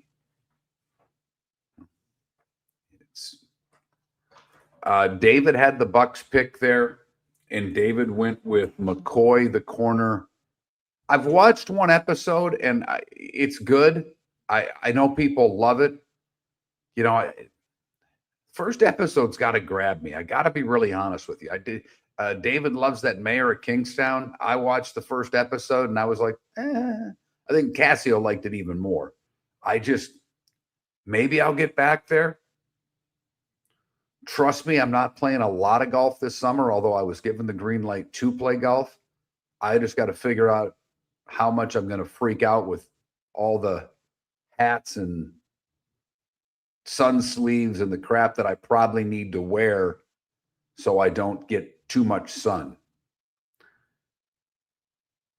Is Peaky Blinders? That's the show set in England. Is that the one set in England, like in the turn of the century type crime film or crime show? Is that do I have the right show there, Empire and Spotter? Yeah, I've watched a couple episodes. And I've not continued it. It's pretty good. I'm still campaigning hard for the studio on Apple TV. I watched 1 of that, and it was okay. I did watch the first episode of that too. Well, thanks for giving it a chance, at least. It's not bad. I'm not saying it's a bad show, but I mean, like, you watched Landman, the first episode. You can't wait to watch the second one.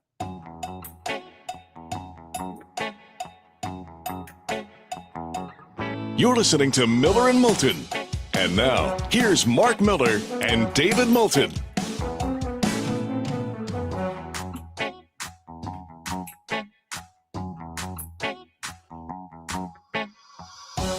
"21 minutes past the hour." Miller and Moulton. MillerandMoulton.com. Miller_Moulton on X. Thanks so much for being with us. We did our mock draft today. Not going to go through all 32 picks. Just quickly, however, Dolphins at 11 took Spencer Fano, the offensive tackle from Utah. Which is who we think they want. It fell that way, and that's who we believe the Dolphins want. Like, that's a pick we think if he's there at that point, we're going to get that pick right. That's who Miami wants. That was my pick because I had the odd number selections. Mark had the even number selection, so he was on the clock at 30. He turned down all trade offers from Arizona to move up. He said, well, I don't need to move up to 30. I can wait a little longer. And he ended up taking Zion Young, the edge from Missouri. Now, I will say this. What has the new Dolphins general manager talked about over and over and over again, Mark? Building in the trenches. So could they go D tackle there? Could they go another offensive lineman? Absolutely. And your great debate was, do I go defensive line in some way, shape, or form, or do I take the other tackle from Utah, Lomu, who in our mock draft ended up going 1 pick later? The Bucks at 15 get the guy that most people believe is at worst the second best corner in the draft, Jermod McCoy, cornerback Tennessee, he did suffer a major knee injury last year. He appears to be okay, but Sadiq was off the board. The Penn State guard was off the board, and we thought the last quality edge, Messidor from Miami, was off the board. And so the Bucks settle for McCoy, the corner, at 15. Now, I do think that Keldrick Falk is in play there at 15 from Auburn. I do. David does not. For what it's worth, he's higher on my list than he is on others from an edge standpoint. So if the Bucks want an edge, would they go there? Would they go Parker from Clemson? I think that's too high for him. But David had the opportunity to trade up to 12 to get Messidor. He had two teams doing it. The Lions offer, I was at 12, was better to me. So I took the Lions offer, and that's where Messidor went in our mock draft. We think the Bucks want him at 15. 7 edge rushers went in our draft. That was the most at any one position.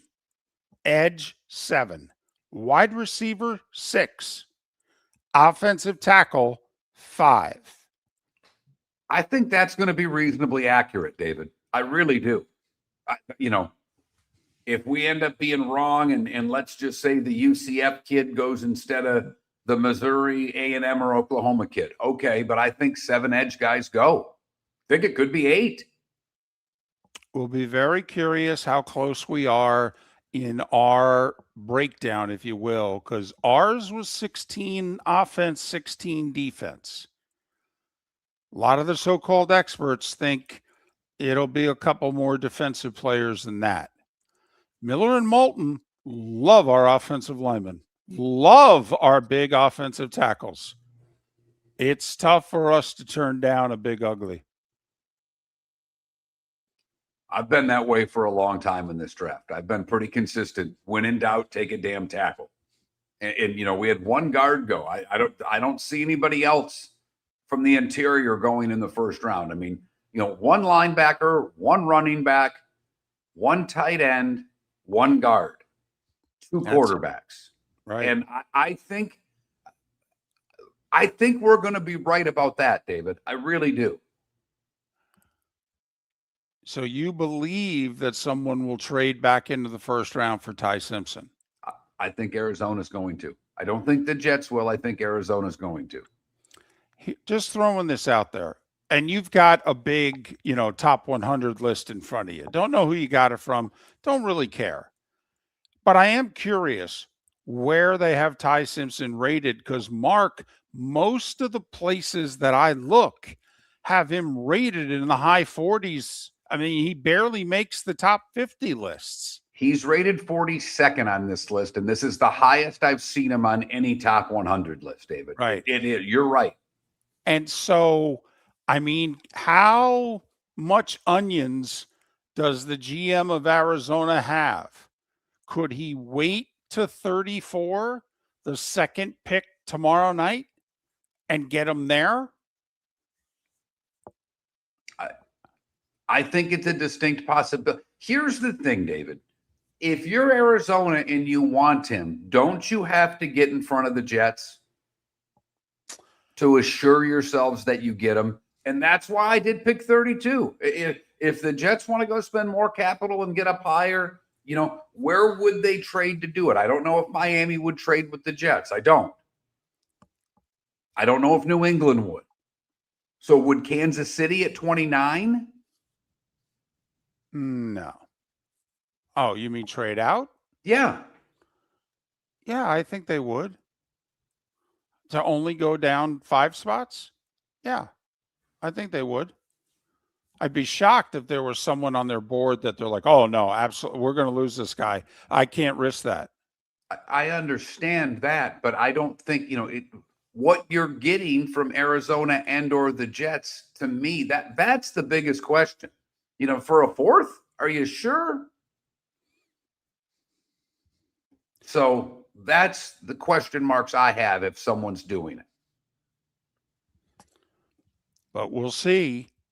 I mean, and that will be the storyline. I mean, ABC, ESPN, NFL Network. I mean, at what pick number do they start talking about? Well, I think it'll be right around Cleveland at 24. Funny, I was going to say the Chargers at 22 because they're going to if Dallas doesn't move, you've got Dallas at 20. Now, if Dallas moves, it might come a little earlier, but they love the Cowboys. They love talking about the Cowboys. We're going to see Jerry Jones trip 47 times between now and the draft at yesterday's presser when President Clinton walked in. So you'll get a lot of that. And then Pittsburgh's at 21. The draft's in Pittsburgh. They may mention it there because Pittsburgh's been linked to them. They may. I was thinking they would bring it up for the first time when the first team in which there's a possibility that they'd actually draft a quarterback. And so I mentioned Cleveland at 24, but you're right. They will probably bring up Ty Simpson for the first time with Pittsburgh on the clock.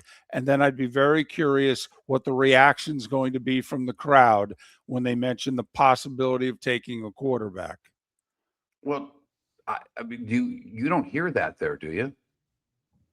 You don't hear the ESPN draft when you're in, or EABC draft when you're on site, do you? I can't imagine that. I've never been, so I don't know. Oh, I think they do. I think they pipe it in. Okay. I think they pipe it in because otherwise you're standing around and you got nothing. That's a tough experience. I mean, don't you at least hear what's being said? I don't know. I've never been to a draft, but if I'm hanging out there for all those hours, I'd like to hear what's being said. Interesting. Maybe we can get a little help from Trent. I think he went when the draft was in Detroit. I'm not positive. I don't know if any of you have been to a draft recently since we've gone to this outdoor spectacle. It's going to look great. I will tell you that. Yeah. It's going to look awesome tonight. Pittsburgh's a cool downtown. Obviously, with the Three Rivers, where they're putting this, it's going to look spectacular. The drone shots will be amazing. They really will. Do we have any idea what the weather's going to be? I have no clue. It doesn't matter. They're going to be happy and drunk in Pittsburgh. Do you think they care? Unless it rains, they don't care. They're looking forward to lots of beer. Lots of beer, David. By the way, sunny all day, clear all night, temps in the low to mid 70s all throughout tonight. Your roof is your home's first line of defense. At Pelican Roofing of Florida, Ronnie John and their team bring years of experience to protect what matters most, your family and your business. From residential repairs to large-scale commercial roofing, we deliver honest work, fair pricing, and quality you can trust. An upgrade on your roof can lower your insurance costs. Don't wait for a leak to turn into a disaster. Call the experts at Pelican Roofing today. 1-866-9-PELICAN. That's 1-866-9-PELICAN. Online at pelicanroofingcompany.com. CCC 1332512. Floormeisters just doesn't sell Cortec and carpet. They also sell a lot of wood. And what better time than now to stop in and see the nice folks at Floormeisters for some new hardwood for your home. With white oak wood starting at $4.99 a square foot, that makes it affordable for everyone. With 10 colors to choose from, they have a color for everyone. So stop in. 6281 Naples Boulevard, right next to Costco, or go to the web. It's floormeisters.com. Floormeisters.com. Floormeisters, just keeping it real. American Paint Supplies, for nearly 30 years, is your one-stop shop for all your coating needs. If you are a designer, a contractor, a professional painter, or a weekend warrior, American Paint Supplies is the place where experts go to get expert solutions. At 6100 Shirley Street in Naples off of Pine Ridge, American Paint Supplies delivers the best solutions with the best products with the best support. Meet Gene and his team today at American Paint Supplies. Call 239-566-2700. That's 566-2700 or online at AmericanPaintSupplies.net. Mark Miller for Sleep Treatment Direct. They are helping me with sleep apnea. And by helping me, I mean curing me. No more CPAP machine. No more snoring. No more tossing. No more waking up exhausted. Their expert team got me the right treatment fast and hassle-free. If you want to feel energized and get rid of your snoring, call Sleep Treatment Direct today. 444-1741. That's 444-1741. Sleep Treatment Direct. Sleep safe and This sound. is Miller and Moulton.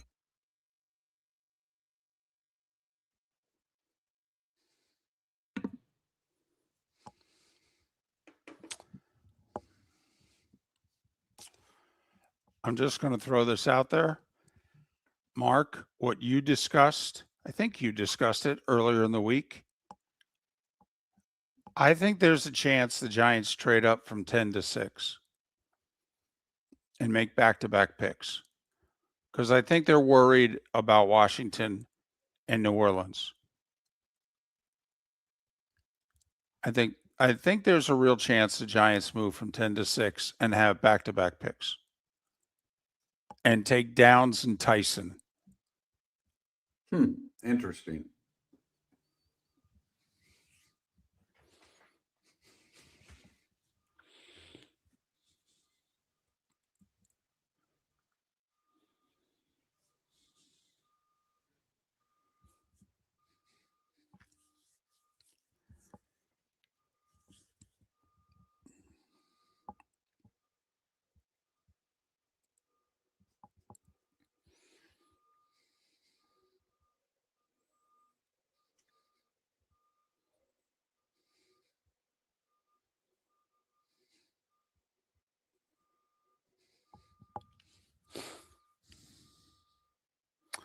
Jotharian, I'm betting the over.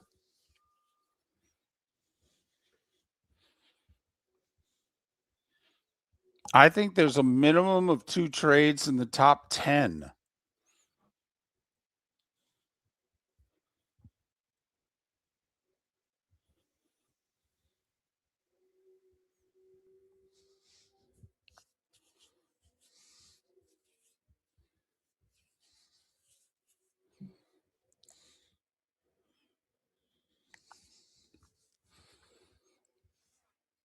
Boy, there's a Primanti brothers about a mile to a mile and a half away from that draft. It's over the bridge. But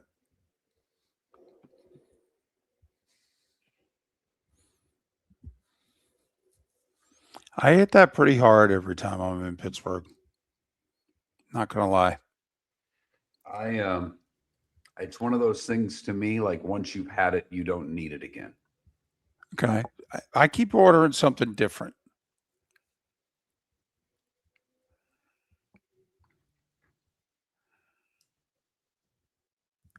I will, I mean, there's some good restaurants. I've been to some really nice restaurants in Pittsburgh. I'm sure no one's here, so I'm not going to get in trouble, but I know it's a better restaurant town than I'm aware of, because the places that I always want to go, we never go to. My in-laws try to stick right to their part of the world. Right. They very much want to support their little Corner. municipality or borough, whatever you call, because they're not cities there. I don't think, but they are in a place called Mount Lebanon. It is a really cute downtown. There's a couple of nice restaurants. They kind of always go back to the same places. There are a million restaurants there I want to try. I don't ever get to pick. My mother-in-law hates the diner that's close by for breakfast. I think it's pretty decent. She despises it. So we don't ever go there. And I've not been in a while. Like I've had, when I go to a Steeler game, I usually get one because it's right there. It's literally under our seats.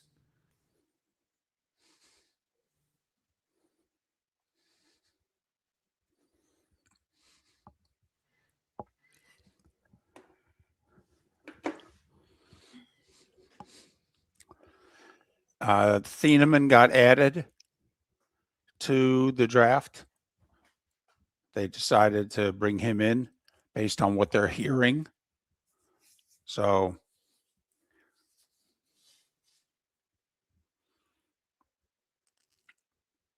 I thought the number was 17, Sonny, about how many were in the green room.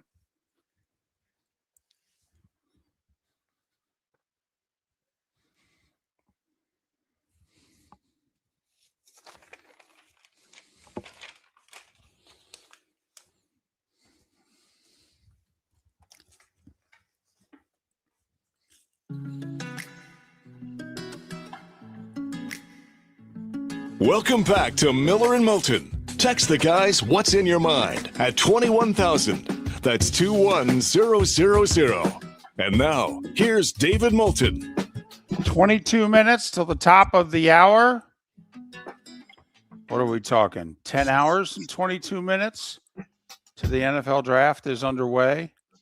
I'm a little disappointed about one thing today. I'm actually proud of us. I thought we did a solid mock draft. We took it seriously. We had addressed team needs on at least 30 of the 32 picks. We haven't had any breaking news though today.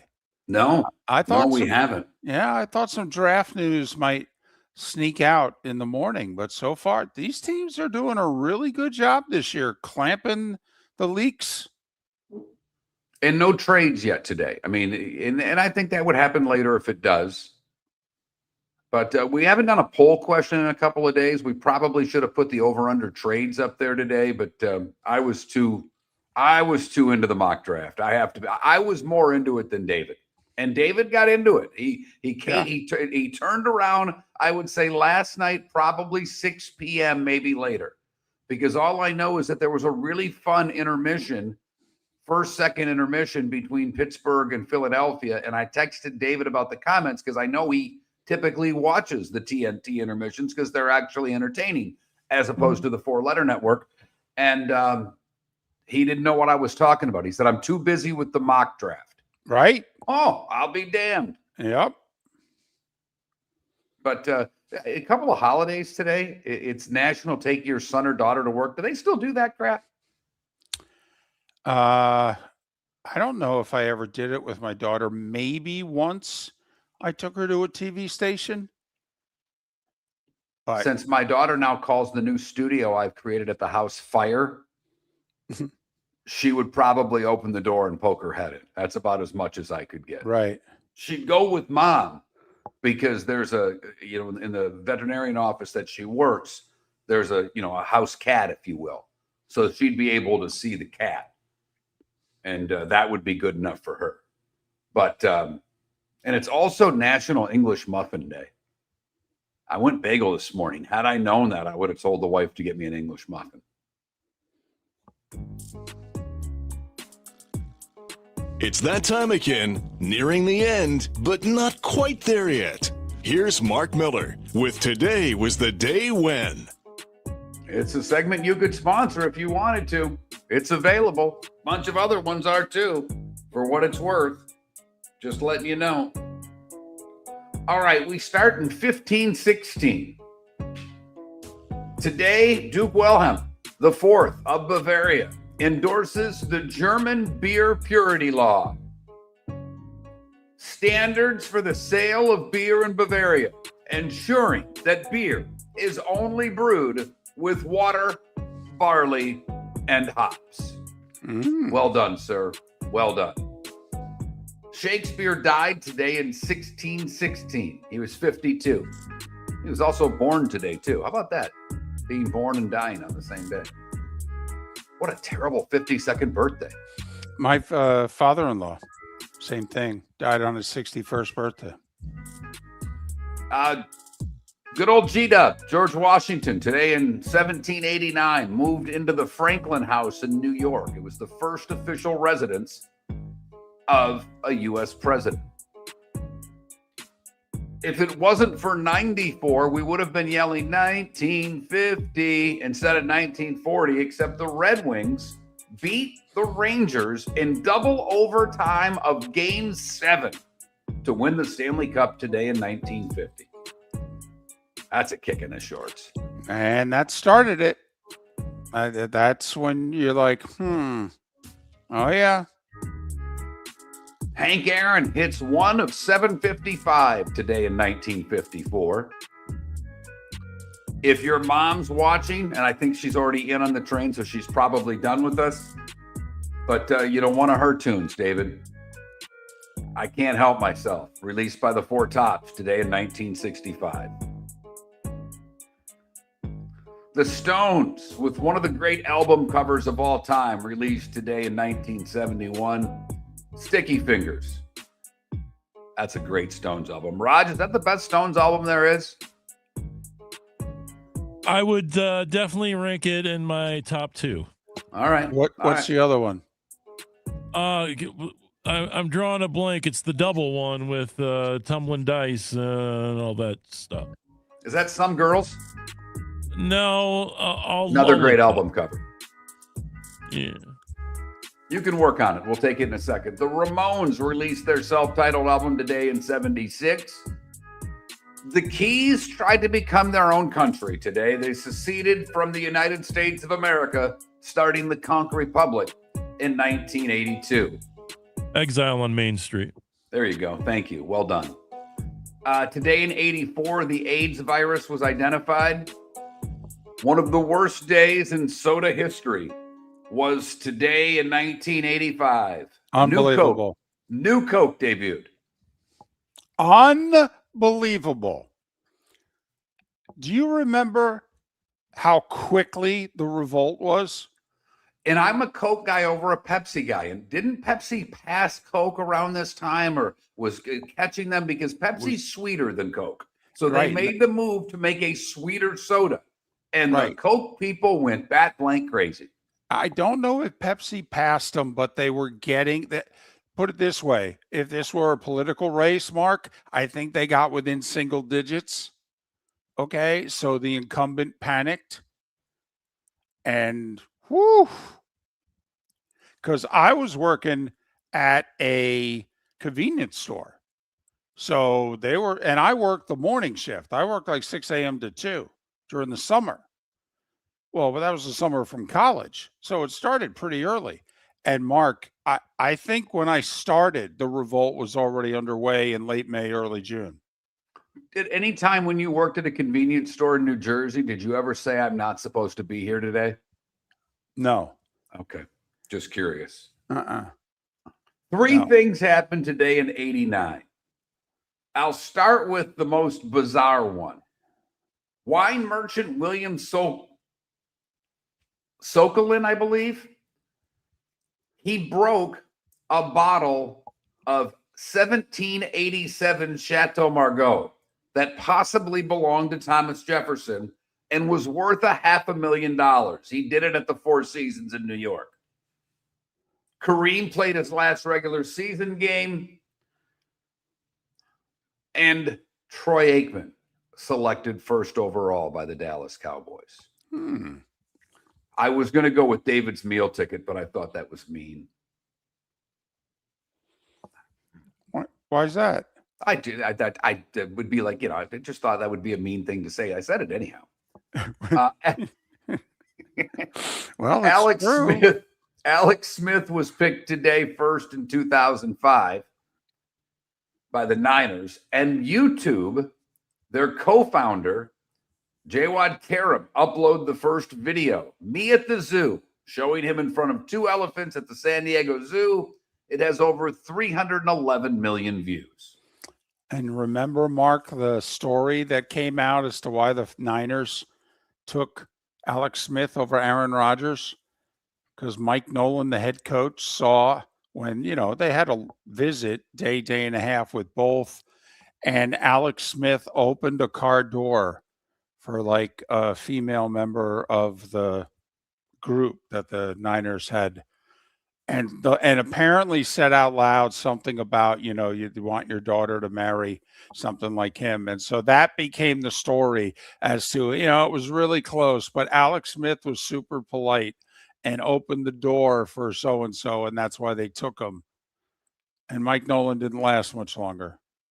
Beyonce released her 6th album, Lemonade, with a 1-hour film on HBO in 2016. Lemonade. It's a cool, refreshing drink. Yeah, and Joe Burrow went first overall in 2020 by the Bengals today in the draft. That's when Raj was wearing the sweater and he was in the basement, right? Yeah. The COVID draft in the basement. I'd love to know whose basement it was. But yeah, I had the sweater on. The no hugs draft. Right. Shakespeare, James Buchanan, our 15th president. Warren Spahn, Shirley Temple, it's not just a drink.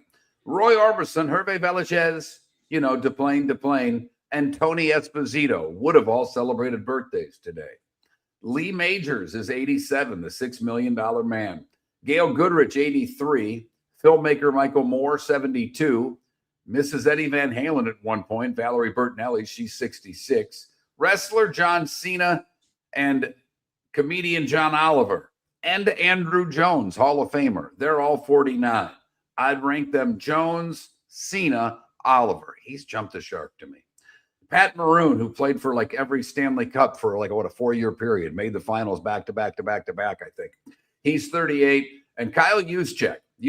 This may be the greatest Scrabble name of all time. I mean, think about it. You got a J, a K, a Y, 2 Z's, and a C. I can't even count how many points that is. Yeah, he's 35. You get the right spot on the board. That is just printing money right there. Yeah. Oh, I'm Time to sorry. see What did I life miss, a Dave? I little can bit turn this off. differently. I jumped the Keep it gun. going. It's All fine. right. And we started again. I Time can't to pause. see life a little bit Yeah. differently. Say what you're going to Here's say. Mark Miller with the good, the bad, and the ugly. What you got, Mark? I got stuff. Don't you worry. I was surprised Michael Moore is 72. Okay, he's always looked younger to me.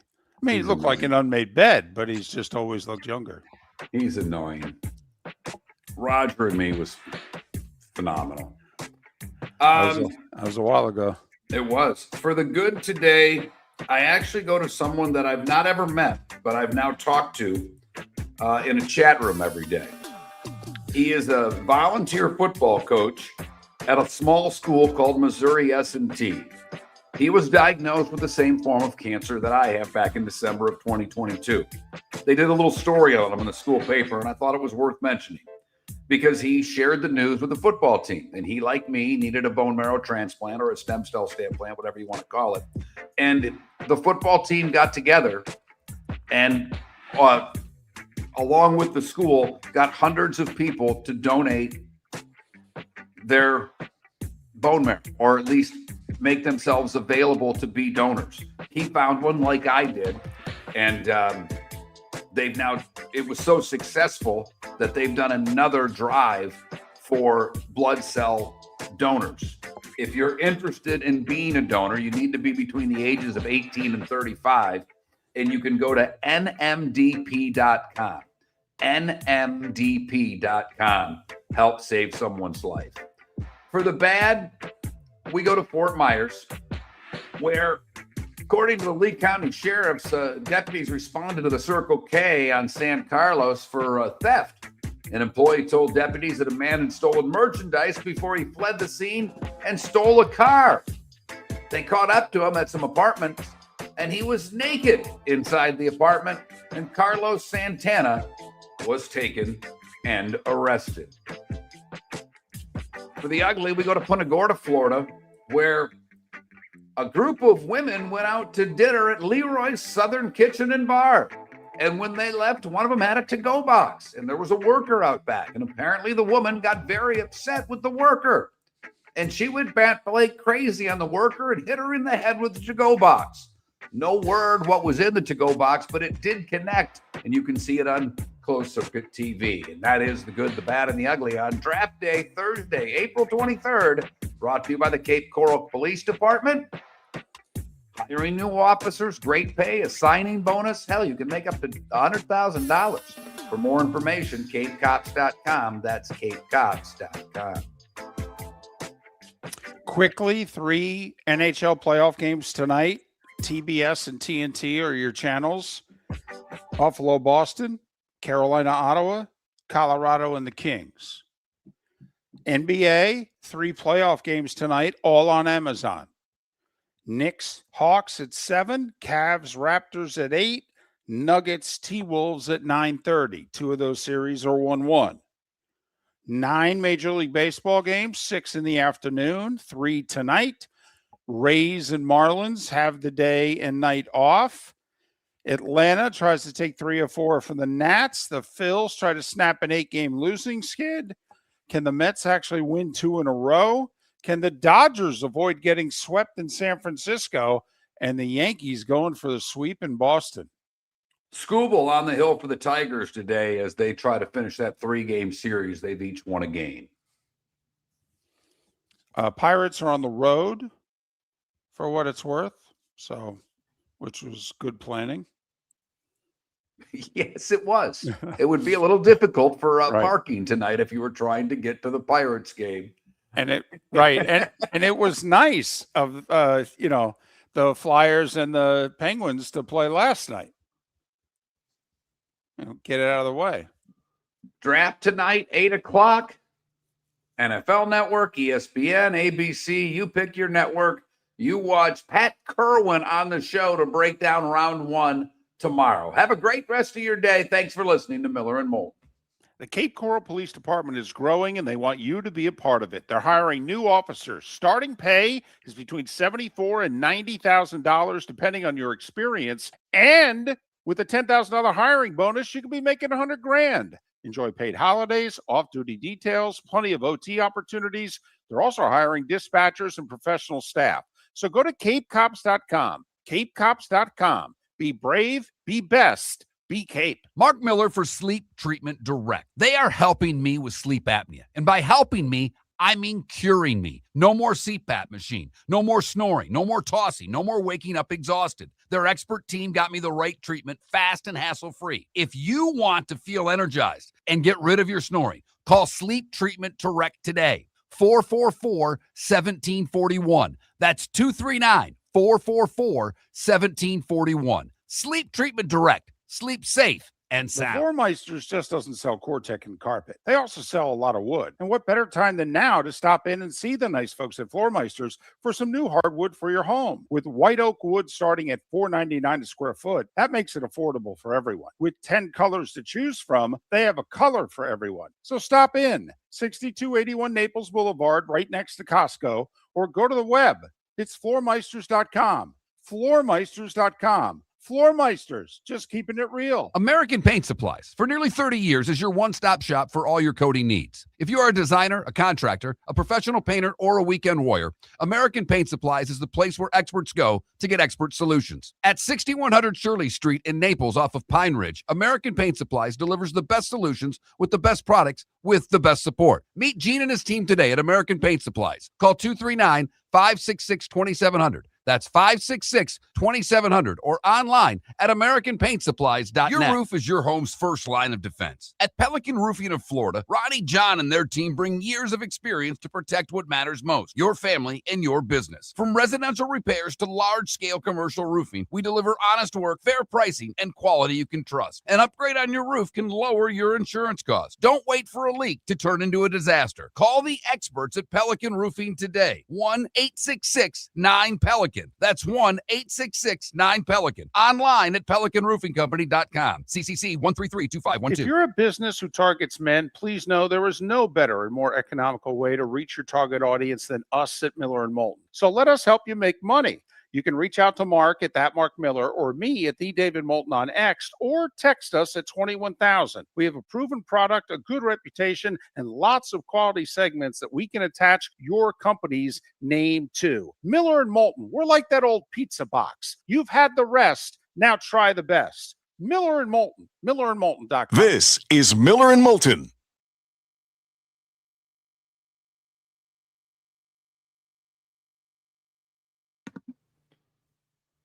Thanks for everything, Raj. Appreciate it. Yes, good mock, good show. Thank you, bub. Thanks, man. Talk to you tomorrow.